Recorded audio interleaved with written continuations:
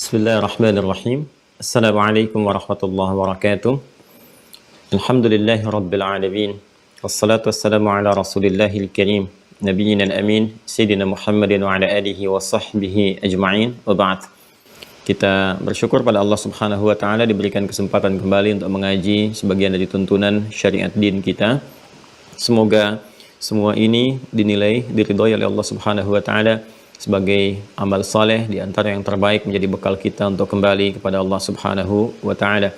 Semoga setiap apa yang kita pelajari diberikan pemahaman terbaik dalam bimbingan Allah Subhanahu wa taala sehingga benar dipahami dan diberikan kekuatan untuk mengamalkan apa yang telah kita pahami sehingga menjadi bagian dari implementasi iman kita berwujud amal saleh. Kita berdoa bermohon pada Allah Subhanahu wa taala semoga siapapun hamba Allah yang masih berkehidupan sampai dengan detik ini dan belum beriman dapat beriman, bersyahadat sebelum wafat dan kembali pada Allah Subhanahu wa taala. Demikian para pelaku maksiat dan bila kita termasuk di dalamnya semoga dilembutkan hati kita oleh Allah Subhanahu wa taala untuk bertobat dan mengisi sisa kehidupan kita dengan kehidupan yang baik, hayatan thayyibah dan ditutup dengan akhir yang mulia, husnul khatimah. Baiklah, mari kita mencoba untuk melanjutkan kajian kita sesi kali ini setelah kita berkesempatan untuk berdiskusi, sharing pengetahuan dan menggali paparan ulama baik dari penjelasan tafsir Al-Quran, hadis-hadis Nabi Muhammad SAW sampai juga kitab-kitab yang dirangkum, dituliskan oleh para ulama untuk memudahkan bahasan yang dapat kita kaji. Semoga apapun yang kita kaji, kita dapati pengetahuan yang bisa kita amalkan, mengalir pahala-pahalanya bagi para ulama-ulama kita yang telah memberikan jalan kepada kita untuk memahami tuntunan Rasulullah SAW dengan benar dan mengamalkan pedoman yang terdapat dalam Al-Quran. Kita masih dalam pembahasan tentang esensi akidah. Sekarang pada bab yang pokok, masuk pada mulai dasar-dasar keimanan, yaitu pokok iman, yang sebelumnya telah kita dapati satu pemahaman yang terukur. Saya ingin urutkan kembali sehingga kita mampu merumuskan pemahamannya dengan sempurna. Jadi kita bisa mengetahui dari mulai akar ya, akar keislaman, kemudian turunannya seperti apa saja, sampai setiap satu dengan yang lainnya di pembahasan itu menjadi tersinergikan, terkorelasi, saling berkesinambungan. Dan saya mengharapkan semua apa yang kita bahas ini kita pahami dengan kuat, karena satu hal yang di-highlight oleh kita dalam firman Allah Subhanahu wa taala tentang talabul ilmi atau menuntut ilmu, mencari pengetahuan, itu adalah pemahaman. Ingat ya, ada nanti pemahaman, ada turunannya nanti hafalan, kemudian ada pengamalan dan lain sebagainya. Nah, yang paling pokok dalam proses menuntut ilmu itu adalah paham tentang apa yang dipelajari. Dan paham itu mesti didasarkan pada pengetahuan dan cara yang benar. Jadi tidak diharapkan insan beriman belajar apapun tidak mengerti apa yang dipelajari. Itu nanti di Quran surah ke-9 At-Taubah ayat 122. Seperti pernah kita uraikan di pertemuan-pertemuan yang lalu. A'udzubillahi minasyaitonirrajim. Wa ma kana al-mu'minuna liyanfiru kaffah falawla nafara min kulli firqatin minhum ta'ifah liyatafaqahu fid din wa liyunziru qaumahum idza raja'u ilaihim la'allahum yahdharun. Dan tidaklah sebagian dari orang-orang beriman itu, insan beriman itu mesti seluruhnya mereka pergi ke medan juang dalam konteks adanya aksi militer yang harus kemudian dilakukan karena mempertahankan berbagai hal dalam kehidupan. Nah, kemudian hendaklah ada di antara sekian insan beriman itu yang mengonsentrasikan dirinya untuk belajar memahami, lihat tafaqqahu, belajar memahami dengan sungguh-sungguh, dengan serius menghadapi berbagai tantangan yang ada dalam mempelajari ilmu-ilmu khususnya yang terkait dengan tuntunan ad-din, pedoman berkehidupan. Jadi kalau ilmu yang terbatas saja untuk mencari harta kita begitu serius, kenapa ilmu yang mendukung kehidupan kita sampai mengantarkan pada kehidupan yang abadi kita tidak serius? Ya, kalau kita ambil pemaknaannya kan untuk mencari harta benda yang terbatas saja sifatnya. Orang kan sekolah itu dari kecil itu. Bahkan ada sebagian cara pikir orang, ya sekolah itu untuk mendapatkan ijazah, sertifikat, dari sertifikat itu untuk mencari pekerjaan. Sedangkan pekerjaan yang didapatkan untuk mendapatkan materi dan sifatnya terbatas. Toh yang dikumpulkan juga nggak semua bisa kemakan gitu kan.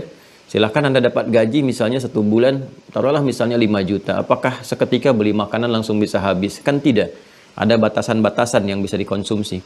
Nah, untuk mendapatkan itu, orang bisa sekolah dari TK sampai bahkan ke jenjang perkuliahan tertinggi sampai S3 untuk mendapatkan itu semua. Nah, sekarang mengapa hal-hal yang terkait dengan bekal kehidupan abadi kita, bekal akhirat kita, yang bahkan bekal ini pun mensupport kebutuhan duniawi kita. Karena kebutuhan spiritual akan memberikan dorongan kepada akal dan fisik untuk bergerak. Nah, ini kenapa tidak lebih sungguh-sungguh dibandingkan dengan yang pertama tadi? Karena itu Al-Quran memberikan penegasan di sini menggunakan ta yang diantara fungsinya menunjuk pada kesungguhan. Kemudian juga keseriusan menghadapi tantangan. Dia tafaqquh. Jadi ciri insan beriman itu kalau dia belajar dimanapun itu sampai kepaham. Ya, saya masih ingat betul ibunda saya itu waktu kecil tuh ya, dengan ayahanda kami itu, ayah saya sudah meninggal, semoga Allah memberikan ridha dan rahmatnya kepada beliau. Itu Masya Allah ya, kalau saya pulang tuh dari sekolah tuh diuji kembali gitu, dites lagi, kan tadi belajar minimal ditanya lah belajar apa gitu kan, dicek, kemudian dikompetisikan fastabiqul khairat dengan kakak-kakak dan adik kami gitu. Jadi semua tuh lahir dalam suasana yang kita dicoba diarahkan kepada pemahaman-pemahaman yang benar dengan segala keterbatasan yang ada gitu ya. Nah, saya berharap para orang tua sekarang atau minimal kita sendiri pun gitu ya, kita mengecek kembali. Kan ada buku catatan, karena itu di Mira kan kita hadirkan juga fasilitas berupa buku catatannya, ya. Kemudian nanti di situ dikoreksi ulang, dilihat kita ada pengayaan sehingga apa yang nanti kita pahami kita bisa dapati dengan benar dan disampaikan dengan benar kembali. Ya, jangan sampai nanti pahamnya keliru, begitu disampaikan ya bisa salah gitu. Itu yang disebut dengan dhalun mudil. Sudah salah, tersesat, dan berpotensi menyesatkan orang lain. Itu sangat berbahaya, ya, sangat berbahaya. Nah, teman-teman sekalian, karena itulah kemudian saya ingin mencoba memberikan garis kepahaman dulu sebelum kita memulai, dan nanti insya Allah saya akan coba buatkan bagan gitu ya, bagan pembelajaran kita. Jadi begitu teman-teman melihat bagan ini, oh mengerti, ini ke sini, dalilnya ini arahnya ke sini, sampai nanti berakhir pertemuan kita. Ya, jadi menjelaskannya Anda untuk mengevaluasi hanya tinggal bagan saja. Ya, kalau di Quran biasanya saya murajaah pakai angka gitu. Jadi begitu angka, kalau teman-teman dapatkan kan paket yang murajaah itu. Jadi begitu melihat angka kita udah terbayang Quran, dan semua juga yang kita kenakan nggak lepas dari angka kan, ukuran di peci nomor berapa gitu kan, baju nomor berapa, ya sampai hal-hal itu hadir, ini tanggal berapa gitu ya, dan sebagainya. Nah, ini di dalam pembahasan juga kita bisa buat simpulan-simpulan sehingga bisa tervisualisasikan dalam pemahaman kita. Saya ingin coba urutkan dulu sebelum kita akan masuk kepada titik yang terpenting sekarang, urutan pembelajaran kita. Mohon nanti teman-teman dicek ya, teman-teman dicek pemahaman ini jangan sampai terlewatkan gitu. Nah, yang kita pelajari di Mira itu kan esensi beragama dulu ya, esensi, sampai kita menemukan pembahasan asal kita atau pokok kita, esensi beragama. Ya, untuk menjawab pertanyaan kenapa kita mesti beragama, ya kan? Kenapa mesti beragama? Jadi nanti kalau ditanya kenapa kamu harus beragama, ya kan? Kita bisa menjawab begini, begini, begini, begini, ya. Nah, ini sudah kita terangkan dari esensi beragama ini. Tuntutannya nanti kalau kita buat bagan ke sini, ya kan? Dari tentang anatomi manusia, nanti jawabannya bisa terukur ya, anatomi manusia. Nah, di anatomi manusia ini kita punya cabang, di sini ada fisik, jasmani, kan? Kemudian ada rohani, roh. Kemudian ada aklani, akal. Ya, ini fisik. Kemudian yang ini roh, yang ini akal. Ya, manusia disebut dengan manusia harus memiliki 3 komponen ini. Dia harus punya fisik, tampilan, ya kan, untuk mengeksekusi segala tindakan dan menampakkan perilaku. Rohani ini generator spiritnya yang menggerakkan semua fungsi dalam tubuh pergerakan manusia. Akal yang mengikat antara fungsi rohani dengan jasmani, yang menerjemahkan perintah dari rohani untuk dieksekusi oleh fisik, oleh jasmani. Nah, semua ini butuh nutrisi seperti saya jelaskan, kaitan dengan agama, maka roh ini nutrisinya adalah ini, agama. Ya. Jadi kalau jasmani, fisik juga punya nutrisinya sendiri, sudah saya jelaskan. Yang baru bergabung, lihat di awal-awal penjelasan kita. Dia butuh makanan, butuh minuman, butuh support. Ini seperti di Al-Baqarah ayat 168 dan seterusnya. Akal juga demikian, butuh nutrisi, butuh makanan, ya. Kalau nggak disandingkan menunya, nggak ditampilkan, dia bisa lemah. lemah berpikir sehingga lemah berkehidupan. Karena itu orang-orang yang lemah pikirannya tidak pernah dilatih, itu lemah nanti dari perilaku, dari tindakan, dari respon dan sebagainya. Maka dia butuh makanan, butuh nutrisi berupa pengetahuan. Sudah saya bentangkan juga ayat-ayat pengetahuan di Al-Quran yang mensupport kebutuhan akal, bahkan sejak wahyu pertama diturunkan, Iqra bismi rabbikal ladzi khalaq, demikian seterusnya. Ketika jasmani, aklani juga butuh nutrisi, maka roh pun butuh nutrisi. Kalau tidak, maka spirit kehidupannya akan lemah. Ini yang menjadikan mentalitasnya turun. Sering gelisah, ya, timbul penyakit seperti ria, sombong, kecewa, macam-macam itu ya, penyakit roh rata-rata. Ya, disebut dengan marad fi qulubihim marad, ya, yang melahirkan nanti ekspresi-ekspresi yang dihukumi dengan istilah tertentu di Al-Qur'an. Ya, ada istilahnya pemalas, mutakasil, ada istilahnya munafik dan sebagainya. Ini penyakitnya di sini. Karena itu dia butuh nutrisinya ya berupa agama, ya. Agama. Kita ambil kata umum dulu ya, dalam istilah kita itu agama. Seperti saya sampaikan, dari bahasa Sanskerta, artinya tidak, agama artinya rusak. Satu konsepsi yang memelihara ya fungsi tubuh manusia itu dan fungsi diri manusia supaya tidak melakukan tindakan-tindakan yang merusak. Asalnya kan seperti itu. Nah, maka ini mesti menemukan nutrisi yang benarnya. Nah, dia butuh agama. Nah, jadi kita bisa menjawab ini. Sekarang tinggal kita mencari agama apa, menu apa yang cocok untuk roh. Karena fisik pun tidak semua bisa dimakan. Bahkan ada yang salah. Yang seharusnya bukan untuk fisik, dimakan oleh fisik. Itu kan? Yang seharusnya makanan untuk yang lain, kok dimakannya oleh manusia. Sehingga menghasilkan penyakit. Itu kan? Baik itu makanan yang basi misalnya, atau yang bukan peruntukan bagi manusia misalnya. Ya, manusia makan batu, ya jadi kecelakaan. Itu kan? Manusia makan tanah, jadi persoalan. Manusia minum racun, nah, jadi melemahkan, ya, bahkan bisa mengakhiri kehidupan dan sebagainya. Ini pun nggak boleh salah makan, mesti ada agama yang benar. Jadi kalau Anda ditanya kenapa beragama, Anda bisa jawab. Lalu kemudian ketika Anda ditanya kenapa Anda memilih agama sekarang, ya Islam, gitu kan? Nah, tidak yang lainnya, maka kita bisa jelaskan kemudian, ya.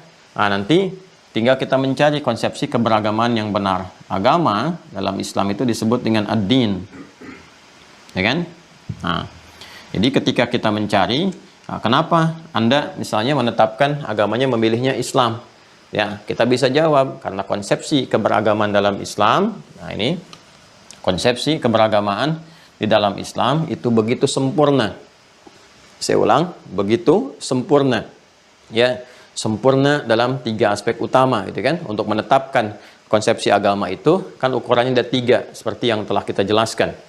Ya, 1 dari aspek teologisnya. Nah, ini penting saya tuliskan kembali karena nanti ada keterkaitan dengan apa yang kita akan uraikan. Kemudian yang kedua dari aspek ibadahnya, ya kan? Sebagai konsekuensi kita dari berketuhanan, beragama. Dan yang ketiga dari konsepsi muamalahnya, interaksi sosial dalam kehidupan yang kita lakukan. Ya, jadi ketika ditanya kemudian, kenapa engkau beragama? Kita jawab tadi, seperti tadi ya. Kemudian kita harus menemukan agama yang benar, ya kan? Dalam pencarian ini. Nah, lalu untuk menguji agama itu konsepsinya benar, maka bisa diukur dengan 3 pendekatan utama. Secara teologis, yang terkait dengan aspek ketuhanan, karena seorang beragama pasti berketuhanan, ya kan? Landasan negara kita itu, pasal 29 ayat 1, negara berdasar atas ketuhanan yang Maha Esa. Ya, berarti negara Indonesia itu negara yang beragama. Sekalipun bukan negara agama, tapi negara yang beragama, yang menjalankan fungsi kenegaraan dan fungsi kebangsaannya berdasarkan nilai-nilai agama. Jelas ya?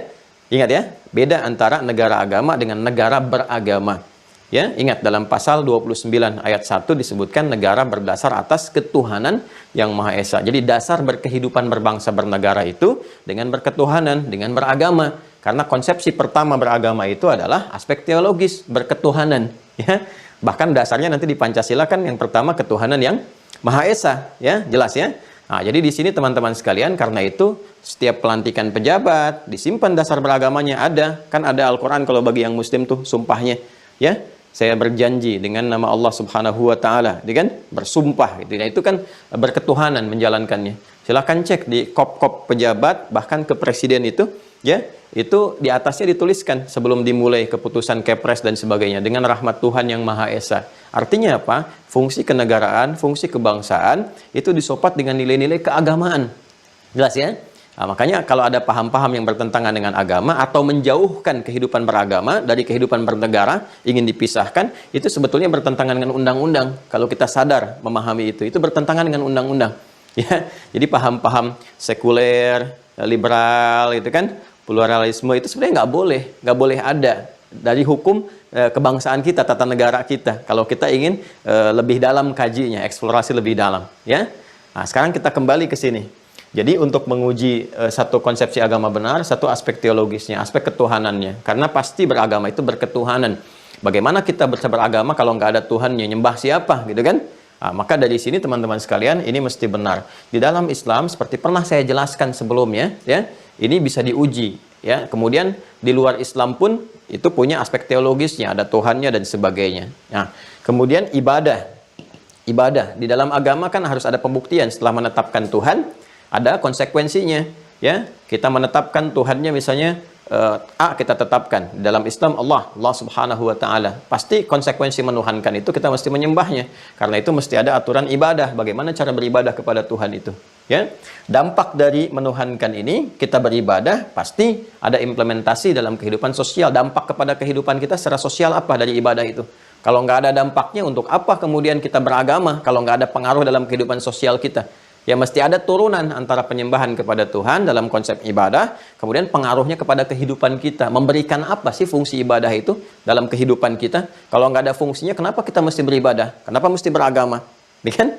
Nah, jadi di sini kemudian kita gali lebih dalam, baik konsepsi teologis, ibadah, ataupun muamalah.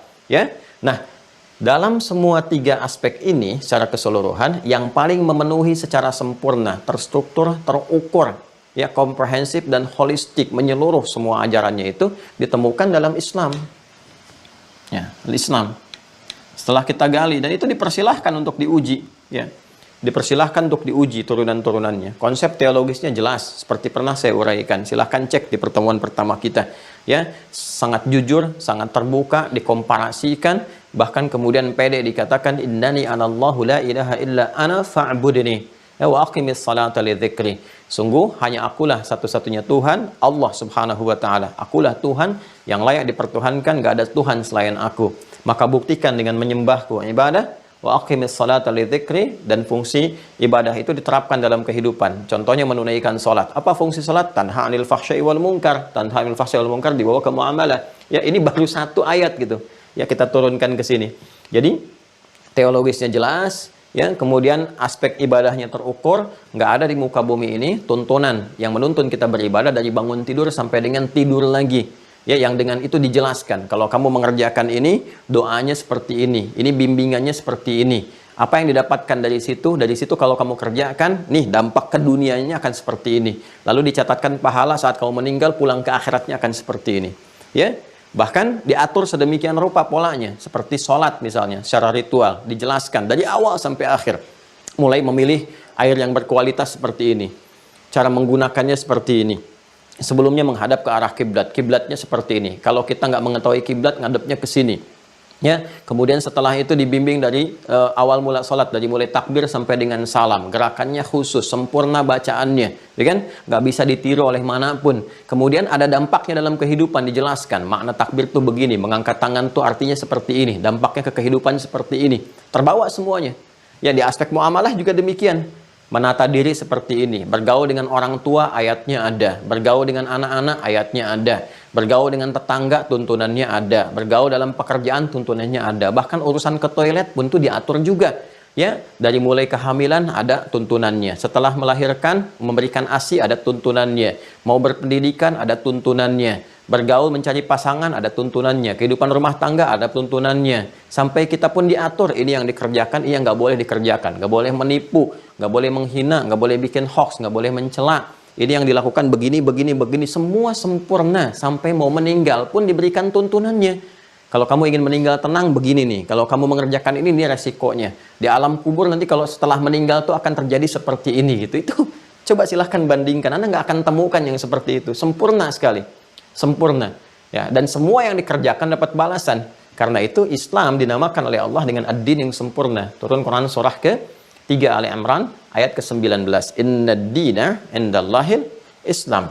Ya, kama tadinu tudan. Kama tadinu tudan gitu kan. Sebagaimana engkau mengerjakan semua pedoman dalam tuntunan Islam itu, engkau akan dibalas oleh Allah. Ya, dalam dunia diberikan kemudahan-kemudahan, di akhirat diberikan kenyamanan-kenyamanan.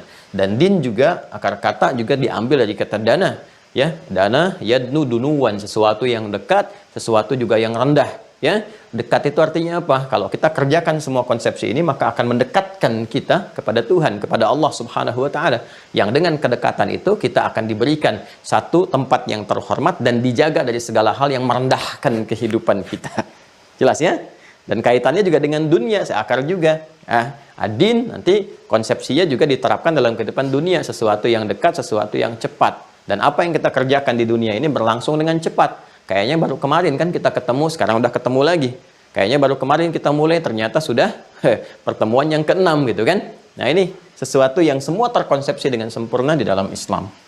Nah, di sini saya menetapkan kemudian karena ini jelas, saya menetapkan sebagai Islam sebagai din yang saya pegang, berkehidupan, saya jaga sampai dengan meninggal. Itu pun masih ada ayatnya. Ali Imran ayat 102 itu.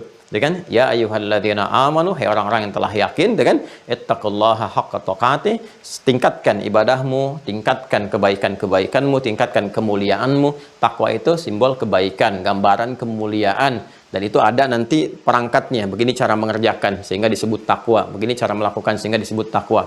Ada aspeknya nanti terkait dengan penghambaan kepada Allah, ini bagian takwa. Karena itu sholat juga masuk dalam bagian takwa. Ya, dzalikal kitabul la raiba fihi hudal lil muttaqin. Bagian pertamanya kan aspek teologis muttaqin itu. Alladzina yu'minuna bil ghaib. Itu kan teologis. Wa yuqimunas shalah, ibadah. Wa mimma razaqnahum yunfiqun, muamalah. Ada semua kan? Nah, itu konsepnya takwa. Nanti takwa itu yang menunjukkan kemuliaan kita. Quran surah 49 ayat ke-13. Ya ayuhan nasu inna khalaqnakum min dzakarin wa untha wa ja'alnakum syu'uban wa qabaila lita'arafu inna akramakum indallahi atqakum. Yang paling mulia di antara kalian itu yang bisa meningkatkan nilai ketakwaannya di hadapan Allah Subhanahu wa taala. Jadi konsepsinya sangat sempurna teman-teman sekalian. Sangat sempurna. Nah, karena itulah saya menetapkan Islam sebagai din saya karena alasannya secara teologi sempurna, secara konsepsi ibadah sempurna, secara muamalah juga sempurna dan ada bukti nyatanya. Ya, ini bisa merubah orang-orang yang berkehidupan dan memeluk Islam dari bahkan tingkat yang paling rendah dalam strata kehidupan menjadi tingkat yang terbaik yang dibuktikan oleh sejarah. Karena itulah Islam ketika Allah berikan risalahnya kepada Nabi Muhammad SAW bukan dipilih di Romawi yang sudah maju ataupun di Persia yang sudah punya kekaisaran, dipilih di tempat yang paling tandus di muka bumi, biwadin ghairi dzi zar'in 'inda baitikal muharram, kata Nabi Ibrahim alaihissalam, tempat yang tandus, yang gersang, yang jauh dari peradaban, terisolasi di bawah lembah dan sebagainya, tapi bisa merubah semua struktur kehidupan baik sosial dan yang lain sebagainya, itu menjadi umat yang paling unggul di muka bumi sampai turun ayat Ali Imran itu ayat 110 surah ketiga, ayat 110. Ya kan? Ketika Allah berfirman, kuntum khaira ummah ukhrijat linnas ta'muruna bil ma'ruf wa tanhauna 'anil munkar wa tu'minuna billah. Ya kan? Kalian adalah umat terbaik yang pernah dilahirkan ya untuk kehidupan manusia di muka bumi ini.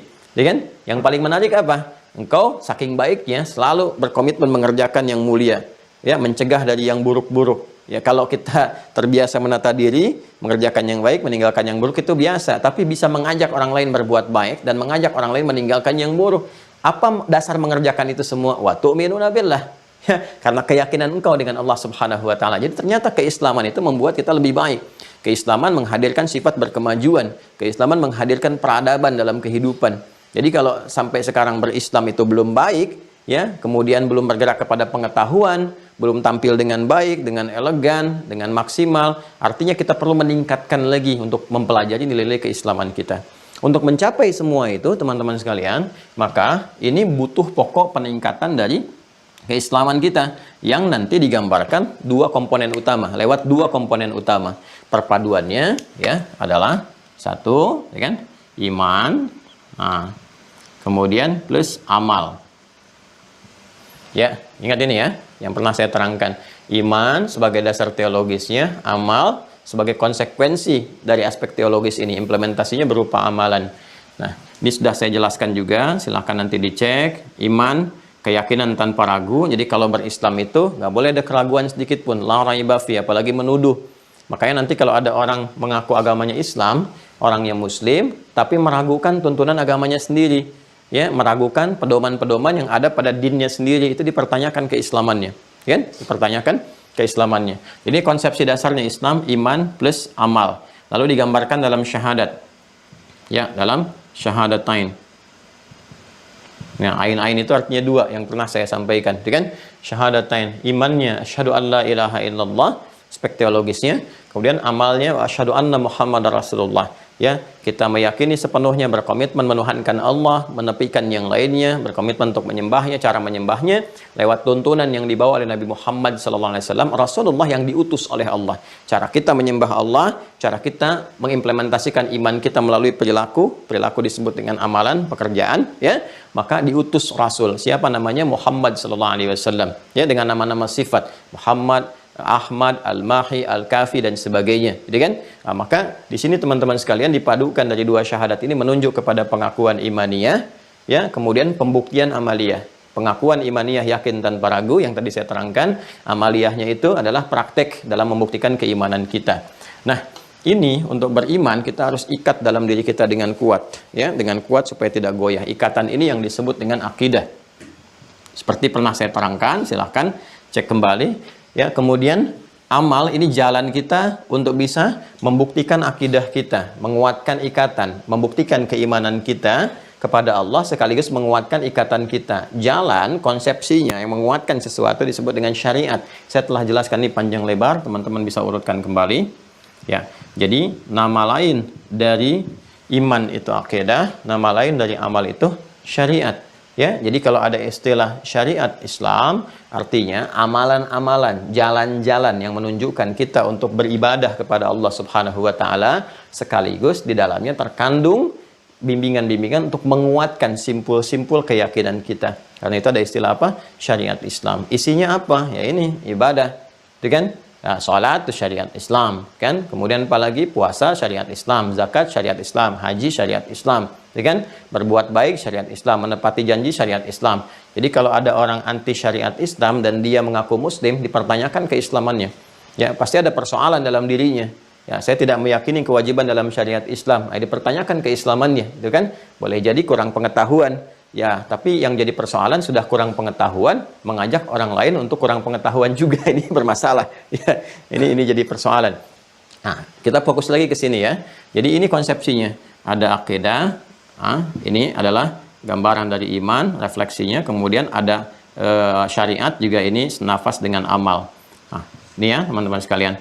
Nah, karena itu untuk menguatkan simpul-simpul ini, syariat juga mesti kuat. Ya, mesti kuat. Dan tidak berdiri sendiri. Ini seperti dua sayap burung yang tidak boleh salah satunya terlukai atau bahkan bermasalah. Ya, bisa nggak terbang atau bisa celaka, gitu kan? Karena itu antara iman, syahadat, gitu kan, dengan amal itu nggak bisa dipisahkan. Orang syahadat pasti membuktikan syahadatnya lewat amal. Ya, nggak bisa tiba-tiba beriman saja tanpa mengumpulkan amalan. Maka imannya dipertanyakan seperti di soal di Quran surah 49 ayat 14 yang pernah saya terangkan dulu, itu kan? Atau beramal tanpa iman, ini pun kosong. Maka diturunkan Quran surah ke-25 ayat 23. Jawaban dari Allah untuk membalas aspek dunia saja, sedangkan di akhiratnya dengan kunci iman itu tidak didapatkan. Karena itu antara iman dengan amal pasti ada sinergi di dalamnya. Antara syahadat dengan pembuktian amal itu pasti ada keterikatan, korelasi. Karena itulah syarat masuk surga seperti saya terangkan di Quran surah kedua Al-Baqarah ayat 25. Nah, ini kalimat surga pertama yang disebutkan di Al-Quran, iman dengan amal disatukan. Wabashshiril ladzina amanu iman wa amilus salihat. Ya, iman dengan amal. Iman itu akan mendorong amalan menjadi saleh, benar dalam pandangan Allah, sehingga disebut amal saleh. Ya, jadi nggak mungkin orang tiba kemudian bisa mudah mengucapkan asyhadu alla ilaha illallah apalagi di penghujung hidupnya, gitu kan? Kecuali apa? Kecuali dia benar-benar telah membiasakan beramal dalam kehidupannya, sehingga amal itu akan membuat ikatan kuat dalam dirinya yang terbawa sampai dia akan wafat. Jadi itu yang memudahkan dia mengucapkan asyhadu alla ilaha illallah. Kalau dia nggak pernah beramal soleh, apalagi amalnya salah, itu jangan dikira bisa mengucapkan di akhirnya la ilaha illallah, belum tentu. Jadi semua saling mensupport, semua saling mendukung di sini.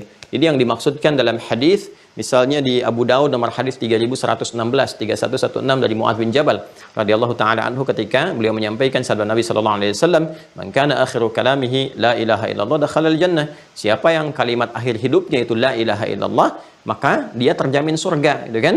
Dia terjamin surga. Nah, bagaimana dia bisa mengucapkan la ilaha illallah di situ dengan mudah di akhir hidupnya? Maka diikat dengan hadis yang lain keterangan Nabi. Ketika kita tanyakan pada Nabi, maka dijawab oleh Nabi sallallahu alaihi wasallam lewat hadis yang disampaikan oleh Ubadah bin Samit radhiyallahu taala anhu. Ketika Nabi mengatakan man syahida ya la ilaha illallah wa anna Muhammadan abduhu wa rasuluhu wa anna Isa abduhu wa rasuluhu ya wa kalimatun alqaha ila Maryam wa ruhum minhu. Ini dakhala al-jannata bima kana alaihi minal amal. Siapa yang mampu berkomitmen mengucapkan ya sampai akhir hidupnya la ilaha illallah dan Muhammad SAW hambanya dan rasulnya, Isa alaihissalam hambanya dan rasulnya, ya kalimat yang Allah tetapkan pada rahimnya Maryam dan kemudian yang ditiupkan ke dalamnya lahir, itu kan artinya apa?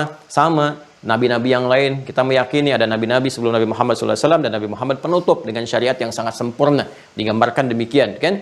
Siapa yang komitmen dengan itu semua, kemudian diteruskan hadisnya, dia akan berpotensi masuk surga ketika dia mampu mewujudkan kalimat syahadat itu lewat amal, diukur lewat amal. Karena itulah kemudian hadis ini menjelaskan hadis yang pertama sekaligus memberikan keterangan pada tafsir ayat 25 dari surah Al-Baqarah. Wabasyiril ladzina amanu wa amilus shalihat. Jadi jangan dikira orang bisa mudah kalimat dibacakan la ilaha illallah masuk surga. Tidak demikian kalau nggak pernah beramal. Itu kita bisa saksikan dalam kehidupan. Makanya saking susahnya itu ya. Kita diminta serius kerjakan amalan. Nanti saat sakarat akan sesuai dengan kebiasaannya. Yang biasa baca Quran seperti pernah saya terangkan di podcast kemarin kan. Yang biasa baca Quran dan meninggal lewat bacaannya, diisi dengan kalimat tauhid yang kuat, ya kan?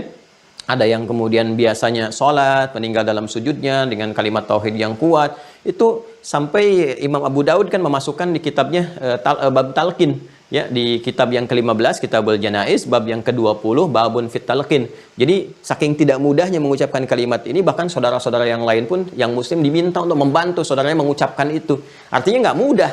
Jadi kalau ada statement mengatakan gampang sekali ya baca la ilaha illallah meninggal masuk surga, itu patut dipertanyakan gitu ya. Nggak mudah mengucapkan kalimat itu, makanya ada bantuan talqin. Orang mau meninggal tuh ditalkinin, dibantu diucapkan la ilaha illallah, ya kan? Walaupun kita berlatih setiap hari mengucapkan, tapi nggak disupport amal soleh belum tentu. Ya, maka teman-teman ini perpaduannya. Nah, untuk kuat supaya ini kuat, ikatannya kuat, ya maka ini mesti ditopang nih, ya pokok-pokok syariat mesti ditopang. Ya, karena terkait dengan keislaman, maka syariat Islam itu menjadi support tertinggi untuk menguatkan iman. Demikian iman pun menjadi generator untuk menguatkan syariat. Maka pokok-pokoknya mesti diturunkan. Kalau ini kita gabungkan bagaimana cara menguatkan iman dan amal sekaligus dalam konsepsi keislaman, maka ini Islam sama dengan amal dan iman. Ini kita bisa gabungkan untuk menguatkan dalam bentuk akidah dengan syariat, maka kita hadirkan pokok ya atau dasar yang mampu menguatkan secara sekaligus iman dan amal itu atau keislaman kita. Pokok dan dasar dalam istilah syariat disebut dengan rukun namanya. Ya. Jadi kita ingin menguatkan pokok keimanan plus amal sekaligus atau pokok keislaman kita. Karena itu kita kenal rukun Islam. Paling mudah kan? Rukun apa? Islam. Kita gabungkan di sini untuk menguatkan syahadat. Ya, rukun Islam itu kan syahadatnya dimasukkan kan syahadatain. Asyhadu an la ilaha illallah wa asyhadu anna Muhammadar Rasulullah. Biasa disingkat dengan syahadat, ya kan? Wa kalimatun biha kalamun qad yu'am. Ya, kalau di Alfiyah kan ada gitu ya. Kalau kita belajar gramatikal bahasa Arab, tingkat tertingginya ada di antaranya pelajaran Alfiyah. Ya, dikarang oleh Ibnu Malik, disyarah oleh Ibnu Aqil dan turunannya. Ya, kalamuna lafdhun mufidun kastaqim wasmun wa fi'lun thumma harful kalim wahiduhu kalimatun wal qawlu am wa kalimatun biha kalamun qad yu'am. Jadi kalau kalimat ini kita bisa dipahami kalimat syahadat. Ya, syahadat maksudnya yang dimaksudkan adalah mencakup kalimat yang sempurna. Ya, asyhadu an la ilaha illallah, asyhadu anna Muhammadar Rasulullah. Itu kalimat iman kita ucapkan, turunan amalnya yang pokok untuk mengimplementasikan syahadat. Tuliskan lagi ada salat, ya kan? Kemudian ini karena pokok dasar, maka rukunnya pun nanti jadi pokok dasar. Ya, jadi syahadat yang pokok ini, salatnya yang pokok. Salat yang pokok itu 5 waktu, ya. 5 waktu 17 rakaat. Dan nanti dalilnya ada. Nggak mungkin nih, nggak ada dalil, nggak mungkin. Ya, nanti syahadat dalilnya di Quran ada. Banyak sekali. Ya, fa'lam annahu la ilaha illallah innani anallahu la ilaha illa ana fa'budni wa aqimis salata li dzikri Allahu la ilaha illa huwal hayyul qayyum. Ya, dan seterusnya. Ini dalil syahadat. Dalil salat ada 5 waktu, banyak di Quran. Jadi kalau ada orang kemudian mengatakan nggak ada dalil salat 5 waktu dalam Al-Quran, ini dipertanyakan, baca Quran nggak? Jangan-jangan nggak baca Quran. Kalau baca Quran pasti tahu, ya. Ya, pasti tahu. Ini kita sudah banyak mempraktekkan, kita udah 15 abad mempraktekkan. Anda masih sibuk mencari dalil. Ini kan pertanyaan. Ya, kita udah praktekkan tiap hari gitu. Anda masih sibuk mencari dalil dan masih bertanya gitu. Itu pasti ada di Al-Qur'an. Nanti kita turunkan. Ada yang langsung sekaligus, ada yang ditempatkan di ayat tertentu. Ini banyak sekali. Ya, misalnya di Al-Isra ayat 78, aqimis salata liduluki syamsi ila ghasaqil laili wa qur'anal fajri inna qur'anal fajri kana mashhuda. Ada di Quran misalnya surat Hud ya, surat 11 ayat 114, aqimis salata tarafain nahar wa zulafan minal lail. Banyak sekali. Bahkan nanti disebutkan ini yang salat zuhur, ini yang salat isya, ini yang salat asar, ini yang salat maghrib, ya, ini yang salat subuh. Jelas sekali kalimatnya wa qur'anal fajri inna qur'anal fajri kana mashhuda dan seterusnya. Bahkan yang paling hebat tuh begini. Disebutkan secara umumnya ya, gambaran waktu sholat bagi orang beriman pasti tahu. Quran surah keempat ayat 103 ya, ketika Allah mengatakan fa idza qadaytumus salata fadhkurullaha qiyaman wa qu'udan wa 'ala junubikum fa idza tma'nantum fa aqimus shalah inna salata kanat 'alal mu'minina kitaban mawquta. Di ujung ayat itu ditegaskan orang beriman itu pasti tahu waktu sholat. Artinya kalau orang masih menyoal waktu sholat dipertanyakan keimanannya, kan? Jadi orang beriman itu pasti tahu waktu sholat, kata Allah itu kan. Jadi kalau bertanya tentang waktu sholat masih mencari, masih meragukan, dipertanyakan keimanannya. Lalu setelah itu dirinci. Ini gambaran umumnya, dikerjakan dari mulai subuh sampai dengan malamnya. Disebutkan subuh begini, zuhur begini, asar begini, maghrib begini, isya begini. Isyarat umum disebutkan, kemudian tuntunan praktikalnya disampaikan dalam hadis. Sempurna sekali dan minta dijaga. Dijaga semua itu, yang pokok dijaga. Quran surah kedua ayat 238. Hafidhu 'alas shalawat was salatil wusta wa qumu lillahi qanitin. Setelah aku sebutkan kata Allah isyarat waktunya, ini begini dijelaskan oleh Rasulmu cara menunaikannya, jaga semua itu dan tunaikan dengan khusyuk. Sempurna kan? Ya. Nah, nanti setelah itu ada zakat.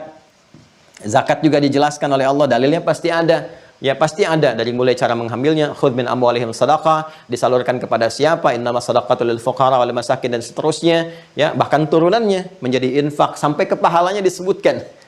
Sampai ke pahalanya disebutkan itu. Ini luar biasa. Keempat puasa juga ditemukan dalilnya. Ini yang pokok-pokok ya. Yang rukun-rukun, yang pokok-pokok. Kalau pokok kan wajib. Dasar, pondasi itu wajib ada. Kalau nggak ada pondasi, ya, artinya jadi berbahaya, bangunannya bisa runtuh seketika. Maka ini penting dikuatkan. Puasa kita tahu paling familiar, gitu kan? Paling mudah dihafalkan, ayat paling viral, ya, yang kita bisa dapati. Quran surah kedua Al-Baqarah 183, ya ayyuhalladzina amanu kutiba alaikumus shiyam dan seterusnya ayat. Dan yang kelima adalah haji dan umrah. Ini pokoknya. Ya, haji dan umrah. Dalam haji ini terkandung nanti umrah pada umumnya ya. Baik itu kalau kita mau ambil qiran ataupun tamattu', kecuali kalau kita mau ifrad dengan sendirinya. Tapi dalam prosesnya sudah mencakup kepada umrah ya. Haji ini kan yang terbesarnya. Haji dalilnya sangat membentang di Al-Qur'an, bahkan ada surat haji, surat Al-Hajj, dan seterusnya. Ini yang pokoknya teman-teman sekalian. Nah, jadi ini yang pokok keislaman kita, mencakup iman dengan amal. Nah, nanti setiap pokok ini didetilkan lagi supaya kuat lagi. Babnya ada sendiri ya, untuk membahas tentang syahadat, karena ini pokok iman. Pokok iman kita ini mesti ada ilmunya. Nah, ilmu untuk menguatkan keimanan kita supaya yakin tanpa ragu, ya, mendekat kepada Allah yakin tanpa ragu, nggak ada keraguan sedikit pun, terikat dengan kuat.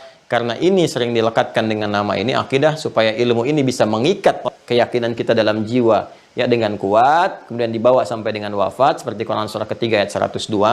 Maka ilmunya dilekatkan dengan nama ini untuk memberikan kesan kepada kita ikatan yang kuat itu. Maka ilmunya disebut dengan akidah. Kalau kita belajar akidah artinya untuk menguatkan syahadat kita, jangan sampai lepas la ilaha illallahnya, diikat kuat. Nah, ini penamaan akidah itu untuk memberikan kesan bahwa iman itu ikat kuat dalam jiwa, jangan sampai lepas la ilaha illallahnya. Ya, jangan sampai kemudian karena godaan tertentu, materi duniawi tertentu, godaan-godaan dari syahwat, gitu kan, dari macam-macam kedudukan, jabatan, pasangan, tiba-tiba ikatannya terlepas. Harusnya ittisal jadi infisal, gitu kan? Harusnya lan fisal malaha jadi infisal, terlepas. Ini jadi masalah. Kalau itu ilmunya disebut dengan apa? Akidah. Fungsi dari akidah la ilaha illallah. Ya, menuhankan Allah yang satu, menepikan yang lainnya, gitu kan? Yang satu esa, ahad. Kalau kita ingin menjadikan semua tertuju kepada yang ahad, disebut tauhid namanya. Wahhada yuwahhidu tauhid. Maka di sini dikenal juga ilmunya dengan tauhid. Jadi kalau kita berbicara tentang ilmunya akidah, itu untuk menguatkan ikatannya supaya nggak lepas dan digoda dengan apapun tetap diberikan tantangan apapun tetap dia kuat ikatannya, simpulnya kuat, ya kan? Nah, untuk menjaga kalimat akidah la ilaha illallahnya ini, menjadikan semua terhubung hanya kepada Allah yang ahad, maka itu disebut tauhid. Jadi kalau kita bicara ilmu tauhid, ilmu akidah, artinya menguatkan syahadat. Dalilnya Quran, ya, surah ke-47 Muhammad SAW ayat 19. Ya, fa'lam, maka mesti punya ilmu, ya, untuk menetapkan annahu la ilaha illallah, ya, bahwa sungguhnya tiada Tuhan yang layak dipertuhankan disembah kecuali Allah Subhanahu wa taala. Ya, demikian juga Quran surah ketiga Al-Imran ayat ke-18. Syahidallahu annahu la ilaha illa huwa wal malaikatu wa ulul ilmi qa'iman bil qist. Ya, yang mampu bersyahadat artinya menetapkan, menyaksikan kebenaran yang sesungguhnya bahwa Allah Subhanahu wa taala adalah Tuhan yang sesungguhnya, enggak ada Tuhan selain Allah. Yang mengetahui tentang ketuhanannya pertama Allah sendiri. Ya, Allah sangat maha mengetahui dirinya Tuhan, kan itu pede mengatakan innani anallah, ya kan? Nah, jadi kalau ada dipertuhankan, masih belajar tentang ketuhanannya dan sebagainya, jadi persoalan, ya kan? Nah, kemudian malaikah diciptakan dengan sempurna, la ya'sunallaha ma amarahum wa yaf'aluna ma yu'marun, Quran surah 66 ayat yang ke-6. Kemudian untuk mengetahui itu dengan sempurna, Allah turunkan juga pengetahuan, ya, untuk menetapkan Allah sebagai Tuhan. Wa ulul ilmi qa'iman bil qist, sepanjang qa'iman bil qist. Jadi ilmunya digunakan secara benar, bukan untuk mencari pembenaran tapi mencari kebenaran. Karena itu Islam membuka, silahkan temukan, dan objektif sekali. Silahkan nih tandanya, ini ukurannya dan sebagainya. Anda temukan, yakin benar, silahkan yakini, imani, kan? Tapi kalau Anda menolak kebenaran ini, Anda memilih yang lain, yaitu pilihan, dihormati. La ikraha fiddin, la ikraha fiddin. Nggak dipaksa. Cuma ketika pulang menghadap kepada Sang Pencipta, masing-masing membawa konsekuensinya sendiri. Sangat fair, sangat objektif, ya. Nah, ini teman-teman sekalian. Nah, ini untuk menguatkannya. Nanti ini pun ada ilmunya lagi, detilnya, setiap detilnya ini. Nah, syariat, ini syariat, ya kan? Jalan untuk menguatkan akidah, jalan untuk bertauhid, ini syariat. Ini ada ilmunya, disebut dengan fikih nanti. Ya. Makanya kita kenal fikih salat, fikih zakat, fikih puasa, fikih haji. Kita belum pernah dengar kan ilmu salat kan? Ilmu zakat, ilmu puasa, ilmu haji belum pernah dengar kan? Tapi disebutnya fikih. Ini yang terambil di Quran surah ke-9 ayat 122. Tuh, lihat tafaqahu fiddin, untuk mempelajari tafaqquh dari kata fikih akarnya. Ya, dari kata fikih, lihat tafaqahu fiddin. Semua yang terkait dengan ad-din, dengan Islam. Islam itu apa pokoknya? Ya ini, ya. Nah, makanya Imam Abu Hanifah menyebut yang tauhid pun itu fikih akbar yang tertinggi dari segalanya. Ini ilmunya fikih yang ini. Dia paham. Kalau belajar sholat sampai paham, dia mengerti yang dibaca dan dilakukan dalam sholat. Nanti kita akan belajar ini sampai detil. Dia jangan sampai kita mengerjakan tapi nggak ngerti. Tawaf putar-putar nggak ngerti. Wukuf cuman duduk nggak ngerti yang dikerjakan. Jadi kenikmatannya nggak terasakan. Puncaknya sholat, rukuk, sujud ribuan kali nggak ngerti yang dibacakan disampaikannya, dia bermasalah. Nah ini pun, wah, dalam Islam tuh bentangan pengetahuan tuh luar biasa gitu ya. Ini pun didetilkan lagi supaya kuat betul. Jadi ketika dipraktekkan dengan ilmunya, karena dasar Islam itu pengetahuan. Quran surah 17 ayat 36, wala taqfu ma laysa laka bihi ilmun innas sam'a wal basara wal fuada kullu ulaika kana anhu mas'ula. Jangan ikuti kerjakan satu hal tertentu tanpa dasar pengetahuan. Maka ini perlu dikuatkan lagi. Nah, ini kan 1 2 3 4 5 6. Ini pokoknya. Kan pondasi dikuatin tuh. Kalau kita bikin bangunan kan ada cakar ayam, cakar harimau, cakar singa gitu. Supaya kuat tuh. Supaya bangunannya tuh lebih kokoh gitu. Ini pun harus dikuatkan lagi. Dikuatkan dengan apa? Dengan ilmu. Nah, turunan ini iman kita akan kuatkan. Ketika kita akan menguatkan iman, maka ada turunan ilmunya lagi, tauhid. Makanya dalam ilmu tauhid, ilmu akidah, bab pertama itu penguatan iman. Ya, penguatan iman. Nah, kan kalau kita katakan al-islamu imanun wa amalun. Gabungan konsepsi keislaman itu sinergi antara iman dengan amal, akidah syariat, turunannya ini. Sekarang ketika kita akan mendapati iman, supaya kokoh keislaman kita, maka ini perlu dikuatkan lagi. Bangunan imannya mesti kuat, ya, bangunannya, pokoknya. Ya, sekali lagi, pokok dasar itu dalam bahasa syariat disebut dengan rukun, ya kan? Maka iman pun punya rukun. Nah, makanya dasar pertama tauhid itu harus menguatkan pokok tauhidnya. Apa pokok tauhid itu? Iman. Ya, berarti pokok-pokok tauhid, rukun-rukun tauhid yang dasar adalah terletak kepada rukun iman. Kalau ini pokok imannya nggak kuat, turunan lainnya jadi bermasalah. Dan yang pokok ini wajib bagi semua insan beriman. Orang-orang Islam yang meyakini kebenaran risalah Islam itu wajib. ya menguatkan pokok-pokok keimanannya, ya mengetahui dengan benar. Maka disinilah kemudian kita sampai pada pembahasan untuk penguatan rukun iman. Ya, kita kenali dulu ada berapa pokoknya, kita telah bahas di pertemuan yang kemarin. Bahkan juga dari kecil kita menghafalkan. Sebetulnya hafalan di masa kecil itu untuk dipahami di masa baligh. Bukan dihafalkan kembali, nggak ada progres namanya. Hafalan di masa kecil itu untuk dipahami di masa baligh.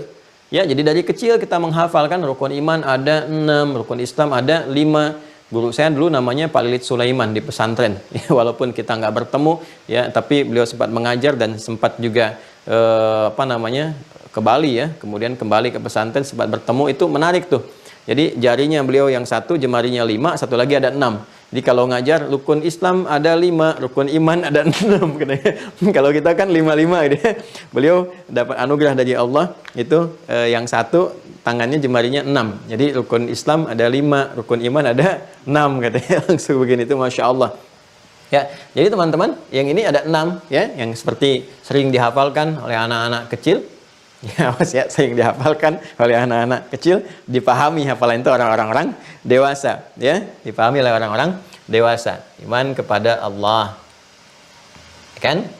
Kemudian ada malaikat dan segala yang terkait dengannya. Nah, kemudian kitab, ya kan? Kemudian pada para rasul. Kemudian kehidupan akhirat. Nah, kemudian qada dan qadar. Qada plus qadar. Nah, ini ya, teman-teman sekalian ya. Nah, ini yang pokoknya. Jadi kalau ini pokoknya ada persoalan, lemah atau bermasalah, maka ini bangunan imannya juga akan goyah. Ya, ini yang pertama, kita menetapkan iman pertama pada siapa? Allah. Tapi nggak kenal Allah, nggak tahu cara kembali kepada Allah itu bagaimana. Punya kesulitan kok datangnya ke yang nggak normal, ke paranormal. Ya, ini kan jadi bermasalah gitu kan? Ya, roh kembali kepada Allah kembali, malah datang ke dukun. Ya, pengen datangin arwah lagi dan sebagainya, di persoalan gitu. Ya, nah kemudian hal-hal yang terkait dengan ini nih, ini penting sekali. Ini kalau goyah sedikit, ini bisa lepas ikatannya, akidahnya, ikatan yang kuatnya. Maka mesti ada ilmunya. Malaikat juga demikian, sampai ke sini, sampai kita kenal betul. Ya, karena itu kita kemudian menguraikan ini mesti punya aspek pengetahuannya. Sekali lagi, ilmu, dasar Islam itu ilmu, luar biasa. Dasar keislaman itu ilmu. Maka ilmu pertama menjelaskan dulu segala yang terkait dengan ini, ya, secara umum. Kan kalau kita menulis sesuatu ada abstraknya itu kan, abstraknya kan. Baru setelah itu detail penjelasan kan, bab 1, bab 2, bab 3 dan seterusnya. Di bawah bab ada pasal lagi. Itu detail indahnya Islam tuh komplit gitu semuanya. Ya, maka para ulama mencoba menghimpun ini, mengeluarkan ayat-ayat dari Al-Quran, hadis-hadis Nabi, penjelasan para ulama dihimpun. Di antaranya kita keluarkan kitab kemarin, ada Syekh Said Sabiq itu yang Al-Aqaid Al-Islamiyah, ini yang halaman ke-8, ini. Ya, mafhumul imani wal aqidah, pengertian iman dengan akidah itu, mafhumul iman awil aqidah yantazimu sittata umurin. Kita sudah pernah sampaikan ini, ya, untuk memahami esensi iman dan akidah, gitu kan? Dengan pemahaman iman dan akidah itu yang yantazimu sittata umurin, kita mesti menyinergikan, memahami, membuat, mengetahui struktur 6 hal pokok, kan? Yang pertama ini, ya, jadi ini abstraknya ini, ya, al-ma'rifatu billah, mengenal Allah Subhanahu wa taala. Jadi bukan hanya menghafal, bukan hanya tahu. Kalau ingin pokoknya kuat, kita harus mengenal Allah Subhanahu wa taala. Wal ma'rifatu bi asma'il husna wa sifatihil 'uliyah. Kemudian mengenal nama-namanya yang indah yang terkait kebutuhan kita, kemudian sifat-sifatnya yang mulia. Wal ma'rifatu bi dalaili wujudi, kemudian mengenal tanda-tanda keberadaannya untuk menguatkan keimanan kita kepada Allah. Setelah itu apa? Madhahiril 'azmati fil kaun wat tabi'ah, dan kemudian juga mengenal tanda-tanda keberadaan ayat-ayat Allah Subhanahu wa taala di sekitar semesta kita yang ditunjukkan di langit, di bumi, di lautan. Karena itu ada ayat turun tentang bagaimana Allah memperkenalkan wujudnya, keberadaannya, ketuhanannya, kan, tanda-tanda di langit, tanda-tanda kemudian di lautan, di daratan dan sebagainya. Nanti kita akan detilkan. Dan yang kedua yang kita kenal dengan malaikat itu ada detilnya, al-ma'rifah bi alamin ma wara'at tabi'ah, yang mengenal alam di luar alam biasa kita, gitu kan?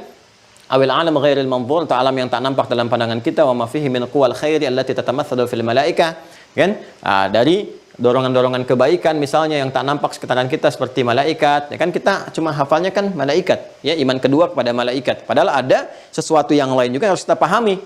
Ya, baik itu yang positif seperti malaikat ataupun quwa syarri allati tatamatsalu fi iblis wa junudi, ataupun juga hal-hal yang negatif ya yang tergambarkan dari provokasi iblis dan pasukannya. Kita kenal malaikat tapi nggak kenal iblis, nggak kenal setan, jadi masalah. Anda taunya jalan yang lurus aja, yang lurus, yang halus, ya. Nggak sadar bahwa di situ misalnya ada tikungan, nggak sadar di situ ada lubang dan sebagainya, bisa terjebak. Kalau kita tahu hambatannya di mana, kita bisa hindari. Demikian seperti saya jelaskan sampai akhirnya al-ma'rifatu bi kutubillah, ya. Kita kenal kitab-kitab Allah yang pernah diturunkan pada nabi-nabinya, rasul-rasul yang untuk membimbing umat setiap generasi. Kita kenali dulu nih. Ya, Zabur itu yang seperti apa, Taurat seperti apa, Injil seperti apa, apakah masih ada sekarang? Ya, kalau misalnya berubah bagaimana, seperti apa diturunkan, bagaimana isinya, bagaimana untuk umat siapa, supaya kita paham. Ya, makanya ketika kita mengenal Quran, kita mengerti, oh ini maksudnya menyempurnakan yang sebelumnya. Oh ini maksudnya kalau yang sebelumnya untuk umat terbatas, ini untuk umat manusia keseluruhan. Oh ini yang menjadikan Al-Quran itu selalu abadi, ya selalu membawa bimbingan dalam setiap perubahan-perubahan kehidupan, nggak pernah terpengaruh, selalu sesuai di generasi manapun, di tingkat kehidupan apapun, dalam konteks kehidupan dunia sampai berpulang kepada Allah. Mengenal nabi-nabi Allah, ya dikenali dari Nabi Adam sampai Nabi Muhammad SAW dengan mukjizatnya. Kadang-kadang lupa karena nggak kenal mukjizat, disangkanya lebih daripada itu.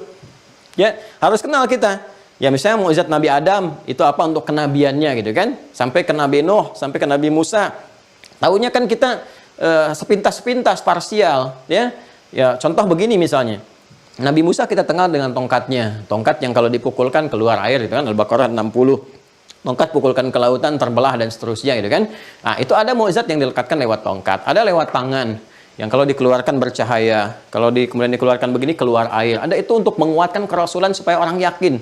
Ya, dan nggak bisa ditandingi, ya, didatangkan yang lainnya, diberikan yang serupa, nggak bisa karena Allah khususkan untuk menunjukkan. Makanya i'jaz, mu'jizat dari kata i'jaz yang melemahkan orang lain supaya sadar bahwa ini rasul, ya. Dan ada mu'jizat yang melekat kepada aspek-aspek fisikal seperti kelahiran. Nabi Adam kan di kelahirannya, tuh kan? Nabi Isa di kelahiran dan kematiannya itu mu'jizat. Kelahiran mu'jizat, lahirnya mu'jizat, ya, kecil langsung bisa bicara, mu'jizat, meninggalnya pun mu'jizat. Ya, ada yang lewat misalnya kemampuan untuk mengucapkan dengan izin Allah yang mati jadi hidup, ya seperti Nabi Ibrahim alaihissalam, Nabi Isa alaihissalam. Nah, ada yang memahami secara parsial, menetapkan ini mukjizat, tapi ini tidak, sehingga memberikan kesan melebihi apa yang melekat kepadanya. Dari Rasul naik status jadi Tuhan misalnya, dan sebagainya, jadi persoalan. Kalau kita nggak paham ini, nggak mengerti yang keempat ini nanti jadi persoalan.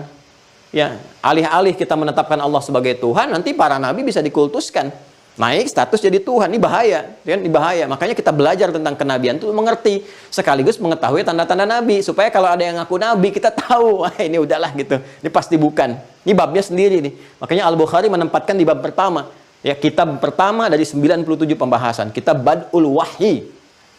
Ini akhirat untuk membuat kita yakin supaya nggak terlalu fokus dengan dunia. Ngumpulin, tiba-tiba meninggal, yang dikumpulkan pun nggak digunakan, ya. Nah ini qada dan qadar membuat kita itu terukur dalam berkehidupan supaya nggak banyak kecewa. Kalau ada sesuatu terjadi dalam pandangan kita gagal, tapi kalau kita belajar rumus qada dan qadar, oh ini bukan gagal sebetulnya. Ya boleh jadi dipalingkan oleh Allah kepada apa yang kita butuhkan, atau dibalik ini ada sesuatu yang berbahaya saya nggak tahu. Kalau kita semua paham hukum ini, enak berkehidupan itu. Nah karena itulah sekarang kita penting detilkan ini, bagaimana mengenal Allah, untuk menetapkan Allah sebagai Tuhan kita. Kalau disoal oleh orang lain, kita bisa jawab, kenapa kamu jadikan Tuhanmu itu Allah, bukan yang lain? Kenapa namanya Allah dan sebagainya? Nah, kita bisa jawab. Jelas ya? Nah, bagaimana cara meminta kepadanya? Kalau kurang rezeki bagaimana? Kalau kita merasakan kurang pengetahuan bagaimana? Padahal Allah sudah menetapkan, walladzi qaddara fahada, walladzi aghna wa aqna, aku telah membuat orang menjadi kaya atau cukup. Kok kita merasa kurang? Kan harus ada ilmunya, ya kan? Nah, ini rangkuman dari awal pembahasan sampai yang terakhir kemarin. Jadi kalau nanti ditanya harus begini jawabnya. Tuh ya, harus mengerti, harus paham. Ini nanti bisa diputar ulang videonya ya. Nah, nanti ada ujian tuh untuk kelulusan. Pengayaan dulu, tesnya begini, nanti dibuat seperti ini ya. Difoto oleh teman-teman. Jadi kalau lihat begini tahu jawabannya, begini tahu jawabannya. Jadi begini melihat ini nyambung ya. Nah, sekarang kita ambil materi untuk hari ini, singkat padat, 5-10 menit. Untuk bagian yang pertama, detilnya. Ini kan baru abstrak. Abstraknya seperti ini. Kita pindahkan bagannya ke sini. Nah, indahnya di Islam, seperti ini pun abstrak, ini juga baru abstrak gambaran, nanti ada detil lagi. Ya, ini penjelasan umum, kan? Detilnya apa? Detilnya kita kenali lagi. sini. Nah, untuk mengenal Allah ada ilmunya sendiri, ada ayatnya juga, langsung diturunkan, Allah langsung yang tunjukkan kepada kita, ya kan? Termasuk hadis-hadis Nabi Muhammad SAW ya, untuk menguatkan kepada kita dan meyakinkan. Ini kalau di soal kenapa engkau menjadikan Allah sebagai Tuhan, kita bisa jawab. Ya, pembahasan ini kita akan melakukan pengayaan sebetulnya dari aspek teologis yang telah kita uraikan di awal yang ini. Kalau teman-teman buka video awal kita belajar di esensi beragama, ini sebagian ini telah saya uraikan. Sekarang kita detilkan. Ya, jadi teman-teman sekalian, masih ingat ya, kita akan bermula saat Nabi Muhammad SAW diutus oleh Allah sebagai Rasul, ya, ditetapkan, kalau istilah kekinian dilantik, ya, menjadi Rasul, ditetapkan dengan turunnya Quran surah 96. Al-Alaq ayat yang pertama, Iqra bismi rabbikal ladzi khalaq, ya. Nah, itu kan masih menggunakan kata Rabb, memperkenalkan dulu nama naluri fitrah yang telah menjadi satu komitmen kita dalam menuhankan Allah. Jadi nama yang diperkenalkan pertama kali oleh Allah Subhanahu wa taala, ya, kepada manusia secara fitrah yang memberikan satu komitmen pemberian segala kebutuhan, melindungi, memaafkan, mengampuni, menyehatkan, menyembuhkan dan sebagainya, itu sifat rububiyah. Semua gabungan itu rububiyah, perawatan, termasuk ke alam semesta dan sebagainya. Nanti tanda-tandanya disebutkan di alam semesta begini, itu sifat rububiyah. Nama yang mewakili semua sifat itu secara sempurna disebut dengan Rabb, namanya Rabb. Ya, karena itu nanti di Al-Asmaul Husna, di antara nama Allah yang sempurna itu ada Rabb. Ya, saya mulai dari sini dulu ya, sampai detil ke pemahamannya. Maka diperkenalkan di Quran surah ke-7 ayat 172. Kalau Anda menyimak video tentang doa kemarin yang hari Sabtu, ya, sampai Ahad saya jelaskan, insya Allah bisa paham ini. Wa idh akhadha rabbuka min bani adama min zuhurihim dzurriyyatahum wa ashhadahum ala anfusihim alastu bi rabbikum qalu bala syahidna. Ini kalimat komitmen pertama saat kita bersyahadat. Ya, syahadat itu sudah terbawa. Ya, jadi saat kita berada dalam fitrah kandungan, ya, fitrah kemanusiaan sejak dalam fase kandungan. Ya, jelas ya? Ini sudah ada syahadat. Jadi fitrah manusia itu sudah bersyahadat. Makanya Nabi mengatakan kullu mauludin yuladu 'alal fitrah. Setiap yang terlahir itu sebetulnya sudah membawa fitrah. Ini yang dimaksudkan di Quran surah ke-30 Ar-Rum di ayat yang ke-30. Ya. Disebut fitrah bagi semua manusia. Fa'aqim wajhaka lid-dini hanifa. Maka hadapkan, patuhkan dirimu pada ketentuan ad-din, hanifa secara lurus dan benar. Patuh, lurus dan benar. Kepada apa? Ad-din. Apa yang dimaksud dengan ad-din? Al-Islam. Quran surah ketiga ayat 19. Inna ad-dina 'indallahil Islam. Fa'aqim wajhaka lid-din. Maka hadapkan dirimu, patuhkan pada ketentuan, pedoman-pedoman dalam ad-din, dalam syariat Islam dengan lurus dan benar. Fitratallahi allati fataran nasa 'alaiha. Fitrah. Ini disebutkan fitrah. Fitratallahi allati fataran nasa 'alaiha. Itu adalah fitrah yang Allah telah tetapkan pada seluruh manusia dalam berkehidupan. Ingat ya, ini indah sekali. Dan taknya tak maftuhah. Lihat di Quran. Lihat di Quran surah 30 taknya itu tak maftuhah. Nanti ada ilmunya. Kenapa yang satu marbotah, yang satu maftuhah? Ini kalau digali hikmah tinggi sekali. Tapi saya harus ngajarkan lu dasar bahasanya supaya nggak disebut ilmu tak atik, nanti jadi repot gitu. Ya, kenapa tak marbotah, kan masih tertutup tuh. Begitu dibuka, nilai kehidupannya menjadi maftuhah, ya kan? Dalam rahim yang terkandung begini, dibuka sudah siap berproses mau keluar, jadi maftuhah. Begitu dia keluar itu terbuka, dia keluar menjadi kehidupan dunia, membawa fitrah kehidupan. Fitrah yang telah Allah tetapkan, makanya disebut fitratallahi allati fataran nasa 'alaiha. Fitrah yang Allah telah lekatkan pada seluruh manusia, pakai nas. Bukan pakai insan, pakai ins, pakai bashar, gitu kan? Pakai Bani Adam, tapi pakai nas, menjangkau ke semua tanpa kecuali. Di semua manusia yang terlahir itu sudah bawa fitrah. Ya. Nah, cuma sayang kata Nabi, fa abawahu yuhawwidanihi aw yunassiranihi aw yumajjisanihi. Maka lingkungan sekitar, abawa itu jangan selalu diartikan dengan orang tua ya. Karena ada yang lahir orang tua meninggal. Ya, dalam kandungan orang tuanya, ayahnya meninggal, terlahir ibunya meninggal, terjadi sehingga dia status yatim piatu misalnya. Tapi Allah hadirkan perawat sekitarannya, ada pamannya, bibinya, kakeknya, neneknya dan sebagainya, gitu kan? Bahkan dia sekolah, lingkungan, ada kerabat, tetangga sekitaran. Nah, ini berpotensi juga, bahkan orang tua ada, orang tua bagus, tapi lingkungan membentuk dia menjadi tidak bagus misalnya. Ya, kurang kontrol, kurang pengawasan, maka dia berubah. Tingkat tertinggi dari perubahan itu menyimpang dari fitrah. Fa abawahu yuhawwidanihi aw yunassiranihi aw yumajjisanihi. Karena itulah kemudian saking rahmannya Allah kepada kita, dikirimkan penjagaan-penjagaan akidah itu, diingatkan supaya kita tidak mengatakan kepada Allah di hari kiamat, saya lupa ya Allah. Antaqulu yaumal qiyamati inna kunna an hadza ghafilin. Kembali ke Quran surah ke-7 ayat 172 di ujungnya.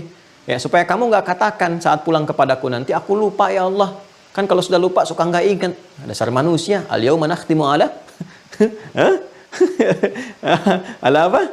Ya, kan? Sekarang kami kunci tuh. Ya, ala afwahim, mulut-mulut kamu itu dikunci, yang bicara tuh hati kamu yang benar, tangan kamu itu udah, kaki kamu tuh yang bicara tuh. Sekarang udah mulai bicara, tangan pakai sidik jari, tapak kaki, DNA dan sebagainya. Ya. Ah, nanti ingatkan lewat azan 5 kali dalam sehari, diingatkan la ilaha illallahnya dan sebagainya. Nah, kembali ke sini teman-teman sekalian, ini fitrah. La tabdila li khalqillah, enggak ada perubahan dalam setiap penciptaan yang Allah kemudian tetapkan. Jadi setiap akan terlahir itu membawa fitrah semua. Nah, dia bergeser, berubah haluan dan sebagainya karena pengaruh lingkungan. Ya, karena itulah kemudian, nah Allah Subhanahu wa taala ya mengutus, menetapkan para rasul ya untuk bisa membimbing kembali umat, mengarahkan kepada haluan yang benar. Saking rahmannya Allah, kalau nggak rahman nggak akan diutus rasul. Dibiarkan aja. Ya, tapi Allah kirimkan untuk memberikan hidayah, petunjuk-petunjuk Allah Subhanahu wa taala. Ya, hudan linnas. Ya, akhrajan nasa minadh dhulumati ilan nur, mengeluarkan manusia dari keburukan, beda haluan, ya salah haluan, kegelapan kepada cahaya lagi. Allah nurus samawati wal ardh, kembali kepada Allah Subhanahu wa taala. Allahu waliyul ladzina amanu yukhrijuhum minadh dhulumati ilan nur. Quran surah ke-2 ayat 257, ya. Allah itu akan menjadi wali, ya, yang dimaksudkan di sini memberikan pendampingan, kemudian memberikan pertolongan, ya kan? Memberikan kebutuhan-kebutuhan ya, dan segalanya apa yang dibutuhkan oleh manusia sepanjang dia mau beriman ya, dan mengeluarkan mereka dari keburukan-keburukan, kegelapan kepada cahaya, bimbingan-bimbingan kehidupan. Jadi kalau kita memang benar-benar beriman dan mengamalkan inti keimanan itu, Allah akan melindungi kita, memberikan kemudahan dalam akses seluruh kehidupan kita ya. Kembali ke sini teman-teman sekalian. Nah, jadi yang pertama diperkenalkan oleh Allah Subhanahu wa taala, kemudian disampaikan kepada risalahnya kepada para rasul untuk mengenalkan, mengembalikan mereka pada fitrah sehingga sempurna kewajiban-kewajiban yang telah Allah berikan, tinggal Allah menuntut haknya kepada kita. Tinggal kewajiban kita memenuhi itu semua. Nah, dalam konteks inilah kemudian hal pertama kali yang diperkenalkan oleh para rasul, termasuk Nabi Muhammad SAW adalah kalimat fitrah, kalimat tauhid yang mengingatkan kita kembali kepada fitrah. Karena itulah di awal-awal masa risalah Nabi menyampaikan risalah kerasulannya, turun ayat-ayat mengenalkan pada kalangan kafir Quraisy pada saat itu dengan kalimat Rabb. Ya, maka ayat-ayat pertama, surah-surah pertama turun itu fase Makkiyah menggunakan Rabb. Ya, kata Allah, kul, katakan Muhammad SAW. Ya, katakan. Apa yang dikatakan? A'udzu bi rabbil falaq. Rabb. Pakai Rabb. Kul a'udzu bi rabbil falaq. Qul a'udzu bi rabbin nas. Rabb. Ya, jadi kalimat fitrah yang dikenalkan pertama untuk menyentuh kembali kedalaman fitrahnya. Nah, sekaligus mengecek parameter fitrahnya itu kuat nggak nih? Masih ada nggak nih sinyal-sinyalnya walaupun melemah gitu kan karena terlalu jauh dengan Allah. Kan ada di antara mereka itu yang sinyalnya masih kuat. Ya, seperti Sayyidah Khadijah radhiyallahu taala anha, ya. Buhaira misalnya kan yang mengikuti ajaran Hanif. Awas tuh, ya, bukan pendeta tertentu, itu ya. Nanti kita lihat tuh, nanti kita cek juga, ya, apa hal-hal yang terjadi secara sejarah, dibuktikan nanti pembuktian supaya tidak melebar, kita aksesnya ke situ dulu. Ya, Sayyidah Khadijah kan ketika mendengar Qul a'udzu birabbil falaq, qul a'udzu birabbin nas, fitrahnya langsung naik. Oh, lihat tanda kenabian aja langsung kenal, ya kan? Wah, ini bukan sesuatu yang biasa gitu. Jadi ketika Rabb kalimat fitrah itu akan muncul tuh, ting gitu. Ya, pernah terakses. Kan di digital juga begitu kan? Ya, bahkan di memori kita, bahkan kerja-kerja hal yang paling kecil pun seperti virus itu dan antivirus, ya di antibodi tubuh kita kan langsung mengenali kalau ada sesuatu muncul, langsung gitu, sinyalnya ketangkap. Ya, nah, itu ada sinyal fitrah kita juga, begitu disebutkan kalimat Rabb terukur. Jadi Nabi itu dapat petanya. Oh, ini yang ingkar beneran, ini yang nolak. Ini, oh ini yang ada sinyal untuk ikut. Yang ingkar beneran kan langsung mengatakan, kami juga punya Rabb ya Muhammad SAW. Ya, kami punya Rabb juga. Rabb kami namanya Lata, Uzza, Manat. Rabb kamu namanya siapa? Nah, jadi tingkat tertingginya sampai Rabb pun disekutukan. Ya, makanya ketika itu Allah kan nanti banyak menurunkan ayat-ayat. Ya, di antaranya nanti Quran surah ke-22 Al-Hajj ayat 73. Ya ayyuhan nasu duriba mathalun fastami'u lah. Ya, innal ladzina tad'una min dunillahi la yakhluqu dzubaba. Ya, wala wajtama'u lah. Hai semua manusia, kami buat satu permisalan, ya kan? Maka simaklah baik-baik. Apa yang kamu panggil, yang kamu sembah itu, ya nyiptakan lalat aja nggak sanggup, walaupun mereka kumpul semuanya. Itu Lata, Manat, Uzza dan sebagainya kumpul. Itu nggak akan sanggup, bikin lalat aja nggak sanggup. Dan yang paling menarik, walaupun lalat hinggap itu di tempat dia nggak bisa tepis itu. Ya kalau bahasa apa Rusia itu digebah ya, gebah itu. Jadi dia tepis aja nggak mampu, bisa jadi Tuhan katanya. Dia diajak bicara aja nggak jawab, ya dan sebagainya gitu. Ya itu sangat menarik.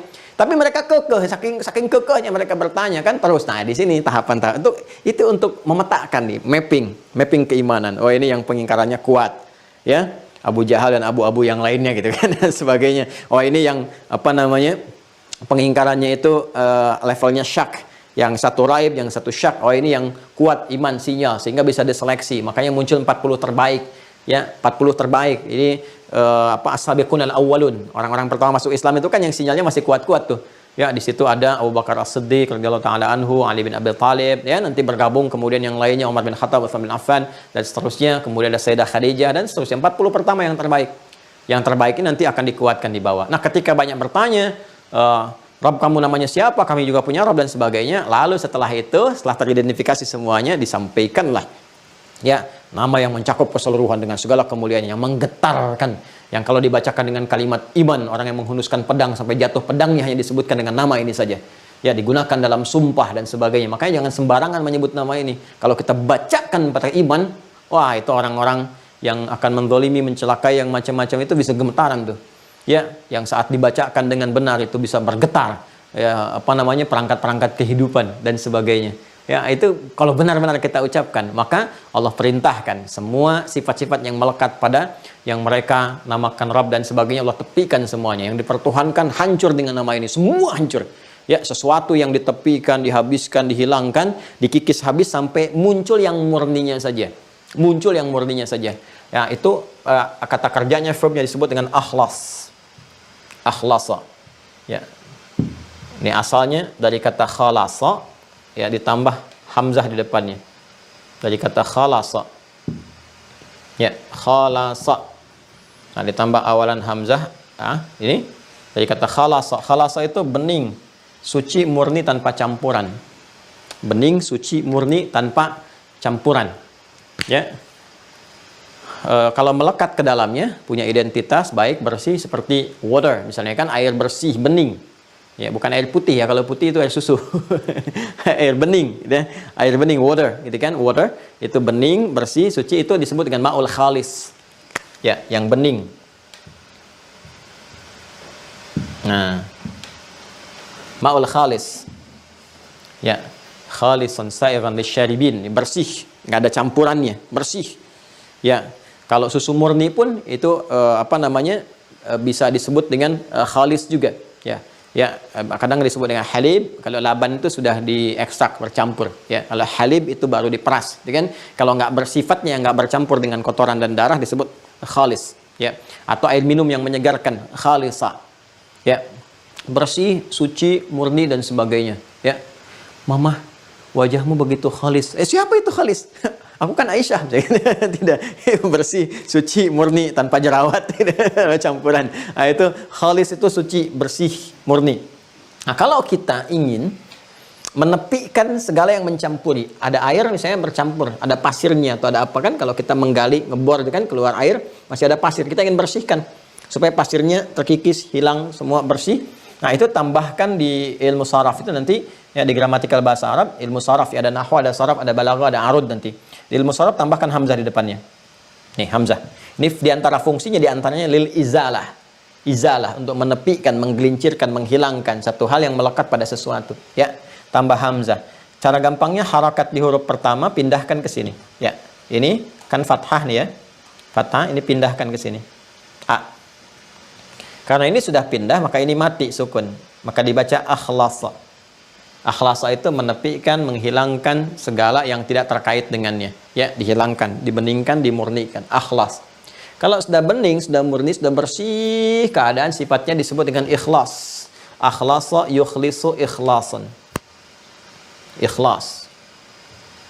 Nah, kalau kita ingin mengkhususkan sesuatu, khusus pada yang ini saja, bukan pada yang lainnya. Saya ingin bicara di aspek ini, bukan pada yang lain. Ya, seperti artikel the dalam bahasa Inggris, kan? Saya sering katakan car, there are so many car here. Ya, itu terlalu banyak sekali mobil di sini. Ya, but I mean this car, atau I mean this car. Saya maksudkan yang ini. Ya, mobil yang ini. Setelah kita paham, kita katakan the car, kan? Artikel kan, the car yang ini, bukan yang lain. Nah, itu di bahasa Arab, itu di padanannya adalah alif lam, al. Disebut dengan ma'rifah, al-ma'rifah. Ya, alif lam, tambah alif lam depannya. Maka khalasa tambah a jadi akhlasa, tambah sifat keadaan yang sempurna disebut ikhlas, tambah alif lam jadi al-ikhlas. Al-ikhlas.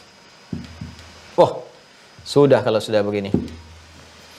Turunkan surah Al-Ikhlas. Yang saat diturunkan, maka semua yang terkait dengan aspek ketuhanan yang diklaim oleh ini oleh itu dihilangkan semua, ditolak. Begitu disebutkan nama ini, gugur semua yang lain. Ya, nggak ada yang dipertahankan kecuali yang ini saja. Makanya ketika mereka banyak mendesak, siapa nama Rabb itu? Siapa namanya? Kata Allah langsung turun, difirmankan kepada Nabi Muhammad SAW. Kul, katakan Muhammad SAW. Tuh. Ini kalau ada rahasia kul di dalam Al-Quran, rahasia kata kul, ini juga menguatkan kenabian dan kerasulan Nabi Muhammad SAW. Ya, jadi kalau ada yang menuduh ini Quran rekayasa Nabi Muhammad, itu bisa dibantah dengan gramatikal Al-Quran sendiri. Nggak ada orang menyampaikan sesuatu dengan bahasa katakan. Kan kalau buatan sendiri langsung aja disampaikan. Ya, kalau ada bahasa perintah katakan, berarti ada yang menyuruh. Ya kan? Ada yang memerintahkan. Ya, maka diperintahkan oleh Allah supaya murni kalimat itu, ya, sempurna itu dan tidak menunjukkan satu rekayasa tertentu, langsung disampaikan apa adanya. Wa may yantiqu 'anil hawa in huwa illa wahyu yuha. Semua wahyu turun. Qul, katakan Muhammad sallallahu alaihi wasallam. Huwa yang disebut dengan Rabb itu, yang sesungguhnya, yang sejati itu, yang kamu sering banyak tanyakan itu, qul huwa, ini huwa. Nah, huwa yang dimaksud Rabb itu Allah. Ya, ketemu nih tuh. Dari mulai kalimat fitrah sampai ketemu ini. Qul, katakan Muhammad SAW. Huwa yang dimaksud Rabb itu bukan seperti yang kalian gambarkan. Bukan yang selama ini ada di bincangan masyarakat sehingga dipertuhankan, sehingga dijadikan sebagai Rabb dan sebagainya. Padahal dia bukan Rabb yang sejati, kata Allah. Ya kan? Begitu turun kalimat Qul huwa, katakan Allah namanya, maka gugur semua yang lainnya. As-Samad, ini yang seharusnya di tempat bergantung. Bukan Kelata, Manat, Uzza, dan yang lain-lainnya, kata Allah. Maka gugur semuanya. Yang tempat bergantung yang sesungguhnya satu, Allah ini. Ya, Qul huwallahu ahad. Ya, sifatnya ahad, satu, tunggal. Bukan seperti yang kalian katakan ada banyak, Lata, Manat, Uzza, dan sebagainya. Ya, Allah yang dimaksudkan punya sifat ahad. As-Samad, ini yang jadi tempat bergantung. Ya, satu. Nanti kita akan turunkan lagi yang lainnya. Nanti setiap kalimat ini ada detailnya sendiri. Ya, saya teruskan dulu sebentar. Qul huwa, katakan, ya, dia yang dimaksud Rabb di sini Allah. Namanya muncul, gugur semua yang lain. Ahad, sifatnya satu, tunggal. Karena Tuhan itu mesti satu. Nanti alasannya diturunkan lagi. As-Samad, jadi tempat bergantung. Ya, bukan apa yang kalian mintakan atau aspek yang sekarang ada. Ya. Qul huwallahu ahad. Yang paling menarik, Allahus Samad. Kemudian apa? Lam yalid wa lam yulad. Gugur semua tuh yang dipertuhankan. Dia tidak beranak dan tidak dipertuhankan. Karena ada yang mempertuhankan kemudian dari yang hasil dilahirkan. Sehingga disebut anak misalnya. Anak dari Tuhan atau Tuhan punya anak dan sebagainya. Walam yakul lahu kufuwan ahad. Dan tidak pula sifat Tuhan itu saling melengkapi sehingga menunjukkan punya kelemahan. Maka dia bersyarikat. Jadi ketika nama Allah ini muncul, Allah, maka ikhlas. Yang lain dihilangkan. Minggir dengan sendirinya. Ya, tergelincir. Udah, hilang. Semua sifat-sifat ini. Ya, maka sifat ini ketika disebutkan sifat ketuhanan melekat, diperkenalkan pertama kali, itu baru disebut namanya aja, gugur yang lain. Ya, dengan kedahsyatan, ya, keaziman nama yang melekat pada lafaz Allah Subhanahu wa taala. Dan dahsyatnya Allah pun menjelaskan setiap kalimat ini rinci. Ya, ahad, kenapa mesti ahad? As-Samad, kenapa harus satu sehingga menjadi As-Samad? Lam yalid wa lam yulad, kenapa dijelaskan sampai walam yakul lahu kufuwan ahad pun dijelaskan. Semua detil, indahnya. Luar biasa gitu. Jelas semuanya tuh. Terukur teman-teman sekalian. Nah, jadi inilah turunnya surah Al-Ikhlas, surah ke-112. Ya, ini menunjuk kepada aspek tauhid pertama kali. Ya, nanti aspek ini akan dibawa dalam amalan kita. Jadi amalan itu akan selalu lekat dengan nilai tauhid, pokok iman. Ikhlas itu gambaran dari keimanan. Makanya kita nggak akan pernah menunaikan ibadah kecuali membawa aspek iman ini, pokok keimanan ini. Ya, ikhlas itu sifatnya orang yang berusaha untuk menjaga keikhlasan, membeningkan, membawa nilai-nilai keimanan untuk menuhankan, mentauhidkan Allah, itu namanya disebut mukhlis. Akhlasa yukhlisu ikhlasan fahuwa mukhlis. Jamaknya disebut mukhlisun. Ya, kalau dijarkan disebut mukhlisin. Jar itu yang jadi objek, diperintahkan. Jadi objek. Maka turun Quran surah 98 ayat 5. Quran surah 98 ayat 5. Ya kan? Al-Bayyinah. Wa ma umiru illa liya'budullaha ibadah mukhlisin lahu ad-din. Wa ma umiru, dan tidaklah kita diperintahkan liya'budullaha, untuk menyembah Allah, pembuktian keimanan kita. Ya, wa ma umiru illa liya'budullah, dan tidaklah kita diperintahkan untuk beraktivitas, berkehidupan di dunia ini illa liya'budullah, kecuali dalam rangka semua beribadah kepada Allah. Ya, termasuk dalam aspek muamalah, beribadah kepada Allah. Tapi cara beribadahnya bagaimana? Mukhlisin, ini orangnya ikhlas. Beribadah membawa nilai-nilai tauhid. Lakukan karena Allah, bagian refleksi dari keimanan kita, membawa nilai iman, itu yang dinilai sebagai pahala. Ya, lahu, hanya untuk Allah, mukhlisin lahu, untuk Allah, ad-din, dalam rangka mempraktekkan ad-din. Semua nyambung, teman-teman. Tunjukkan satu ayat aja yang lepas dari konsepsi ini. Indahnya Quran itu begitu. Nanti kalau sudah hafal tuh enak gitu, temukan sini, nyambung semua. Sampai kita berkata, fabi ayyi ala'i rabbikuma tukadziban. Ya, itu luar, nyambung semuanya. Wa ma khalaqtul jinna wal insa illa liya'budun. Tidak aku ciptakan jin dan manusia kecuali untuk mempraktikkan nilai ibadah dalam kehidupan. Ibadahnya bagaimana? Mukhlisin lahu ad-din. Makanya muncul istilah amal mesti ikhlas, amal mesti ikhlas. Apa maksud amal mesti ikhlas? Lakukan karena Allah, berlepas dari sifat-sifat yang bertentangan dengan nilai tauhid. Aspeknya ke situ. Nanti muncul bab-bab turunannya. Lalu kalau saya mengharapkan surga, bagaimana, masuk kategori ikhlas atau enggak? Nanti ada bab yang lain. Kita jawab. Ya. Nah, ini turunannya. Ini, kita baru satu ini. Ya. Nah, nanti ini pun didetilkan lagi oleh Allah. Oh, sampai habis papan tulis nih. Waktunya masih ada nggak? Gitu ya. Jadi, Masya Allah. Nanti kita pasang 2 tuh biar panjang. Meja pingpong aja panjang, masa papan tulis enggak? Ya. Sini ya teman-teman ya. Alhamdulillah tuh. Ya, kita masuk ke tunjukkan nilai kebaikan. Jadi cerminan keislaman itu masih ditampilkan. Yang paling utama adalah bentuk akhlak, ya kan, perilaku dan sebagainya. Ya, dan semua punya hak untuk mendapatkan kesolehan. Siapapun itu ya, profesi apapun, termasuk atlet dan sebagainya. Sekarang Masya Allah tuh, atlet-atlet tuh udah ekspresinya udah mulai sujud, jaga waktu sholat, udah mulai ngaji. Terus sekarang merambat kepada yang lain-lainnya gitu kan, dan Masya Allah gitu. Yang penting berkehidupan. Kalau memilih untuk beriman dan sebagainya, itu pilihan masing-masing. Tugas kita hanya menampilkan keindahan risalah Islam sehingga menjadi dakwah yang indah dalam kehidupan. Kita tidak paksakan la ikraha fiddin, tapi semua punya konsekuensi ketika kembali kepada Rabb yang hak. Ya, indah ya. Nah, sekarang detailnya bagaimana? Qul huwallahu ahad. Satu kan? Tulis di mana ya? Masya Allah. Oh, ini saya ini sudah mencoba memberikan sebaik mungkin apa yang saya dapat tuh ya.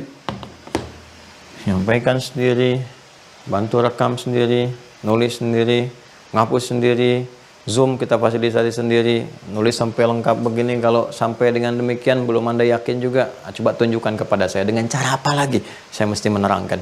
Tapi minimal saya bisa ringan mengatakan, ya Allah saya sudah terangkan. Kan? Jadi kalau ditanya malaikat, man rabbuka, saya udah jawab, saya ngajarin tauhid masih ditanya juga. Itu canda aja ya. Canda aja.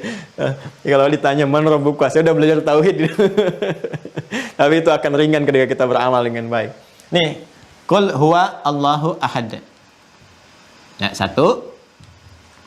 Kemudian as-samad. Qul huwa Allahu ahad, Allahus samad. 2. 3. Lam yalid wa lam yulad. Lam yalid wa lam yulad. 4. Wa lam yakul lahu kufuwan ahad. Wa lam yakul lahu kufuwan ahad. Lam yakul lahu kufuwan ahad. 4 ya. 1, 2, 3, 4 kan? Ya, sedangkan yang hak semua ini ya, kembalinya yang hak itu kepada siapa? Allah. Nah. Tuh, kalau kita gabungkan hitung dari sini, ini yang maha satu kan? Satu kan? 1, 2, 3, 4, berapa? 5. Selalu 5 ya. Nah, ini yang haknya nih. Ini turunan-turunannya. Ini dijelaskan lagi nanti. Ya. Saya minta 5 menit aja ya. 5 menit ya. Supaya kita nanti nggak besokin gitu ya. Nggak besokin. Nanti kalau nggak sampai 5 menit berarti besok. Lihat sini. Qul huwallahu ahad. Ini ada tafsirnya sendiri. Ya, dalilnya dulu ya. Tulis dalilnya dulu ya. Jadi Al-Quran diterangkan oleh ayat Al-Quran lagi. Ini. Sudah? Kita turunkan Quran. Sudah? Surah kedua Al-Baqarah dulu. Ayat 163. Nanti kita akan bahas apa bedanya wahid dengan ahad, ya. Di sini wa ilahukum ilahu wahid, ya. Sudah? Nanti kita akan turunkan. Kemudian Quran surah ke-21 ayat 22. Sudah? Quran surah 2 ayat 63, ini surah 21 ayat 22. Ya, kita bahas dari namanya dulu ahad apa, bedanya dengan wahid apa, terus kenapa Tuhan mesti ahad, ya kan? Tidak menggunakan ini gitu ya, tidak banyak. Gitu ya. As-Samad, tempat bergantung untuk diminta, kita tunjukkan satu dulu, Quran surah ke-17 ayat 110. Dan nanti logikanya kita terangkan akan terkait berkelindan semuanya. Makanya ketika As-Samad itu kan tempat bergantung kan memohon, meminta. Ya, memohon. Makanya ketika kita meminta nanti nama ini akan disebutkan lagi. Qulid Allah awid ar-Rahman ayyammat tad'u falahul asma al-husna walillahil asma al-husna. Tapi ada kalimat yang menunjuk kepada bersimpuh bermohonnya ada di Quran surah 17 ayat 110. Qul, katakan, ud'ullah, qulid Allah. Ya, qulid Allah, katakan. Kalau kamu ingin bersimpuh memohon, ya, menjadikan sebagai tumpuan, sebut nama Allah. Allah. Sini lagi ya. Baik, awid ar-Rahman ayyammat tad'u falahul asma al-husna. Lam yalid wa lam yulad, tidak beranak dan diperanakan. Berarti ini kalau setiap disebutkan teman-teman berarti sifatnya terjadi waktu itu. Ya, jadi ada yang Tuhannya itu nggak esa tapi banyak, ya, bersyirikat. Kemudian ada yang kebergantungannya bukan kepada Allah, ya, sehingga menyebut bahkan kepada dirinya sendiri nanti. Ya, ada yang dia nggak mengatakan Lata, Manat, Uzza atau yang lainnya, tapi dia menuhankan diri sendiri. Itu di Quran surah 45 ayat 23 Al-Jathiyah. Ya, Quran surah ke tambahan ya 45 ayat 23. Afara'aita man ittakhadha ilahahu hawa? Apakah engkau tidak pernah perhatikan ada orang-orang yang menjadikan hawa nafsunya sebagai tuhannya? Ah, itu ya. Nanti ke sini. Jadi pusat as-samadnya hawa nafsunya. Bagian gimana nafsunya aja. Jadi menilai keyakinan orang lain juga dengan nafsunya aja, ya. Lam yalid wa lam yulad, Quran surah ketiga ayat 59. Nah, kalau ada redaksi seperti ini berarti di masa itu pun ada yang menuhankan, ya, sesuatu atau sosok dari hasil kelahiran, ya, dan terkonsepsikan dengan yang melahirkan. Ya, kalau ada yang dilahirkan kan ada yang melahirkan kan? Ya kan? Baik, berarti kan ada yang melahirkan. Jadi ada yang dipertuhankan dari hasil yang dilahirkan. Nanti ditolak oleh Al-Qur'an. Nggak bisa seperti itu. Ya, kok bisa Tuhan dilahirkan, ada yang melahirkan? Ya, dan sebagainya. Nanti ada logikanya sendiri. Nanti ada turunan-turunannya, kan? Teruskan teman-teman sekalian. Nah, ini keyakinan ini ada, keyakinan ada. Walam yakul lahu kufuwan ahad, politeisme. Ya, politeisme. Kembali lagi nanti ke sini, ke Quran surah 21 ayat 22. Karena semua saling berkaitan. Quran surah 21 ayat 22. Dan semua aspek ini akan ditutup dengan Quran surah ke-42 ayat 11. Asy-Syura ayat 11. Ya, fatirus samawati wal ard. Ja'ala lakum min anfusikum azwaja wa minal an'ami azwaja, ya. Yadhra'ukum fi laisa kamitslihi syai'. Ini kuncinya. Laisa kamitslihi syai' wa huwas samiul basir. Ini. Jadi pada puncaknya akan ditutup dengan kalimat nggak boleh ada yang serupa dengan Tuhan, dengan Allah. Dari semua sifat-sifat apapun. Nah, ini sifat dasarnya. Nah, di sini nanti akan jadi dasar teologis. Kalau kemarin tanya referensi apa dan sebagainya, ini standar. Ya, kalau di bahasa Arab itu ma'lumun bid darurah, harus tahu yang seperti ini gitu kan. yang paling dasar, paling pokok sekalipun. Jadi referensinya kembali kepada diri kita itu untuk melihat ini yang pokok. Di akal kita itu udah melihat, oh ini benar. Dari mana semua ini? Keterangan Allah sendiri. Referensi terbaiknya Al-Quran langsung, ya. Dan Al-Quran bisa diuji. Nah, jadi teman-teman sekalian, diuji maksudnya bagi yang belum yakin silahkan dibuka oleh Al-Quran sendiri, ya. Qul in kuntum fi raibin mimma nazzalna ala abdina fa'tu bi suratin min mithli, dan seterusnya ayat. Kembali ke sini ya. Nah, jadi pokok dasar dari semua itu kembali ke Quran surah 42 Asy-Syura ayat 11.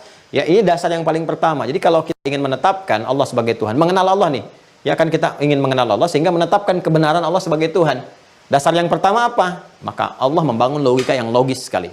Menyampaikan sebuah cara berpikir yang sangat logis yang seharusnya diterima oleh siapapun dengan dasar ilmu yang benar. Makanya di Quran surah 3 ayat 18 jelas kalimatnya, wa ulul ilmi qa'iman bil qist. Ya, sepanjang manusia itu punya ilmu dan ilmunya benar. Ya, bukan untuk mencari pembenaran tapi digunakan perangkat yang digunakan untuk mencari kebenaran. Ya, pasti akan menemukan yang hak, yang benar. Maka standar yang dibangun pertama sekaligus saya coba simpulkan dulu di akhir ya. Standar yang pertama dibangun sifat Tuhan itu. Kenapa kita tetapkan Allah yang benar dan kita tepikan yang lainnya? Maka Allah berikan gambaran yang logis kepada kita. Pertama, ya, ini standar untuk menetapkan ketuhanan. Tidak boleh ada yang serupa dengan Tuhan. Ya. Tidak boleh ada yang serupa. Ya. Laisa kamitslihi syai' bahasa Al-Qur'annya. Ya, nggak boleh ada yang serupa dengan Allah. Kan jelas kan, logis kan? Ya, kalau ada yang serupa berarti ada Tuhan yang lain. Ya kan? Dan yang punya sifat-sifat itu berpotensi di Tuhan. Makanya Tuhan itu, teman-teman sekalian, sifat dasar pertamanya nggak boleh ada yang serupa dengan Tuhan. Dari sifat dasar inilah kemudian turun penjelasan-penjelasan ini. Bagaimana kita bisa menjelaskan dengan detail kata ahad ini dan mengorelasikan dengan lafaz Allah? Bagaimana kita bisa menjelaskan detail fungsi tidak ada yang serupa dengan as-samad, fungsi tidak ada yang serupa dengan lam yalid wa lam yulad, dan wa lam yakul lahu kufuwan ahad? Nah, itu yang akan kita bahas nanti esok hari. Ya. Tapi dasar logika ini mesti tertanam dulu pada diri kita. Ya, pada bagian yang pertama ini. Nanti detail penjelasan keseluruhannya esok hari saya uraikan supaya lebih bisa dipahami dengan baik. Paham ya? Insya Allah ya. Dari awal sampai akhir. Ya. Perlu diulang? Tidak perlu. Kalau mau diulang, review ya video masing-masing, dilihat kembali sebelum masuk ke ujian. Nah, nanti ini dipahami dengan baik. Besok kita jelaskan secara detail lagi. Jadi nanti kita sudah hatam tuh insya Allah. Ya, jadi kalau ada pertanyaan-pertanyaan, kenapa menuhankan Allah, kan? Kenapa Tuhan kamu harus pilih Allah? Kenapa agamanya Islam? Kita bisa jawab. Jawabannya bukan hanya secara dalil, tapi secara rasional juga kita jelaskan. Jadi kalau ada orang yang belum beriman, jawab secara rasional dari pendekatan Al-Quran. Kalau ada orang sudah beriman, jawab pakai dalil. Kalau ada orang mengaku beriman pakai dalil nggak yakin, dipertanyakan keimanannya. Gitu ya, jelas ya. Nah, nanti pertanyaan ini itu menariknya di Quran disampaikan kasus-kasus. Kasus-kasus ini nggak pernah disebut kepada siapa dan kapan kejadiannya. Ya, di Quran itu selalu menyampaikan ada gambaran yang sifatnya jelas, terukur, gitu ya, kejadiannya menimpa siapa, ada yang umum sifatnya. Ya, misalnya kayak di Quran surah 45 tadi ayat 23, afara'aita man ittakhadha ilahahu hawa? Apakah engkau tidak memperhatikan ada orang menjadikan nafsunya sebagai Tuhan? Nah, itu kalau ada kalimat umum begini di ilmu tafsir, ini di antara pemaknaannya, maka hal seperti itu seringkali akan terjadi di setiap masa dengan tokoh dan kemasan yang berbeda. Jadi casingnya ganti, cuma isinya sama saja. Ya, mungkin pemikiran yang terwariskan gitu ya. Ada genealogi pemikiran Abu Jahal yang terwariskan sampai dengan masa-masa berganti gitu, dan lain-lain sebagainya. Nanti kita akan dapati. Karena itu kalau mendapati yang seperti itu, casingnya apapun, nanti saya turunkan deh beberapa tata kelola pemikiran dengan pertanyaan-pertanyaan supaya kalau dapat pertanyaan seperti itu lagi ada jawabannya. Ya, nanti kita gampang tuh. Misalnya nanti ada paham relativisme, itu kan, yang semua serba relatif, nggak ada kebenaran mutlak, jangan merasa benar, misalnya kan. Yang paling benar hanya Allah, yang lain nggak benar, ya kan? Nah, tapi kita bertanya bagaimana Allah menjelaskan kebenaran itu kepada kita sehingga mendapati kebenaran mutlak. Jadi nanti ada jawaban-jawaban yang secara pemikiran nanti kita bedah, ini kerancuan berpikirnya di sini, ya kan? Cara menjawabnya seperti ini. Jadi kita konsentrasi kepada pengetahuannya. Ya, kita tidak menyoal orang per orang, tapi kepada pemahaman. Ya, pemahaman ini kalau kita sampaikan dengan benar, maka menjadi objektif, ya, menjadi baik juga dan mulia dalam penyampaian, dalam macam-macamnya. Dia terukur bahasan kita ke pemikiran. Ya, termasuk misalnya tadi kan syahadat. Kalau paham ini sudah bisa menjawab sendiri. Ya, apakah orang dengan bersyahadat saja sudah pasti masuk surga, ya kan? Nah, seperti apa konsepsinya? Terus dia kalau beriman kurang amal soleh bagaimana? Hadis nanti akan menjelaskan. Babnya komplit sekali. Ya, saya kira ini teman-teman sekalian, semoga Allah meridai kita semua dan semoga Allah menerima apa yang telah kita kerjakan sebagai amal saleh untuk kita semua. Terima kasih. Allahumma taqabbal minna innaka antas sami'ul alim wa tub 'alaina innaka antat tawwabur rahim. Rabbana atina fid dunya hasanah wa fil akhirati hasanah wa qina adzabannar. Allahumma arzuqna ya Allah min baqiyati hayatina hayatan thayyibah wa akhir hayatina husnal khatimah. Wa sallallahu ala sayyidina Muhammad wa ala alihi wa sahbihi ajma'in. Allahumma rabbana atina fid dunya hasanah wa fil akhirati hasanah wa qina adzabannar. Wa akhiru da'wana subhanakallahumma bihamdika nashhadu an la ilaha illa anta nastaghfiruka wa natubu ilaik. Walhamdulillahi rabbil alamin. Assalamualaikum warahmatullahi wabarakatuh.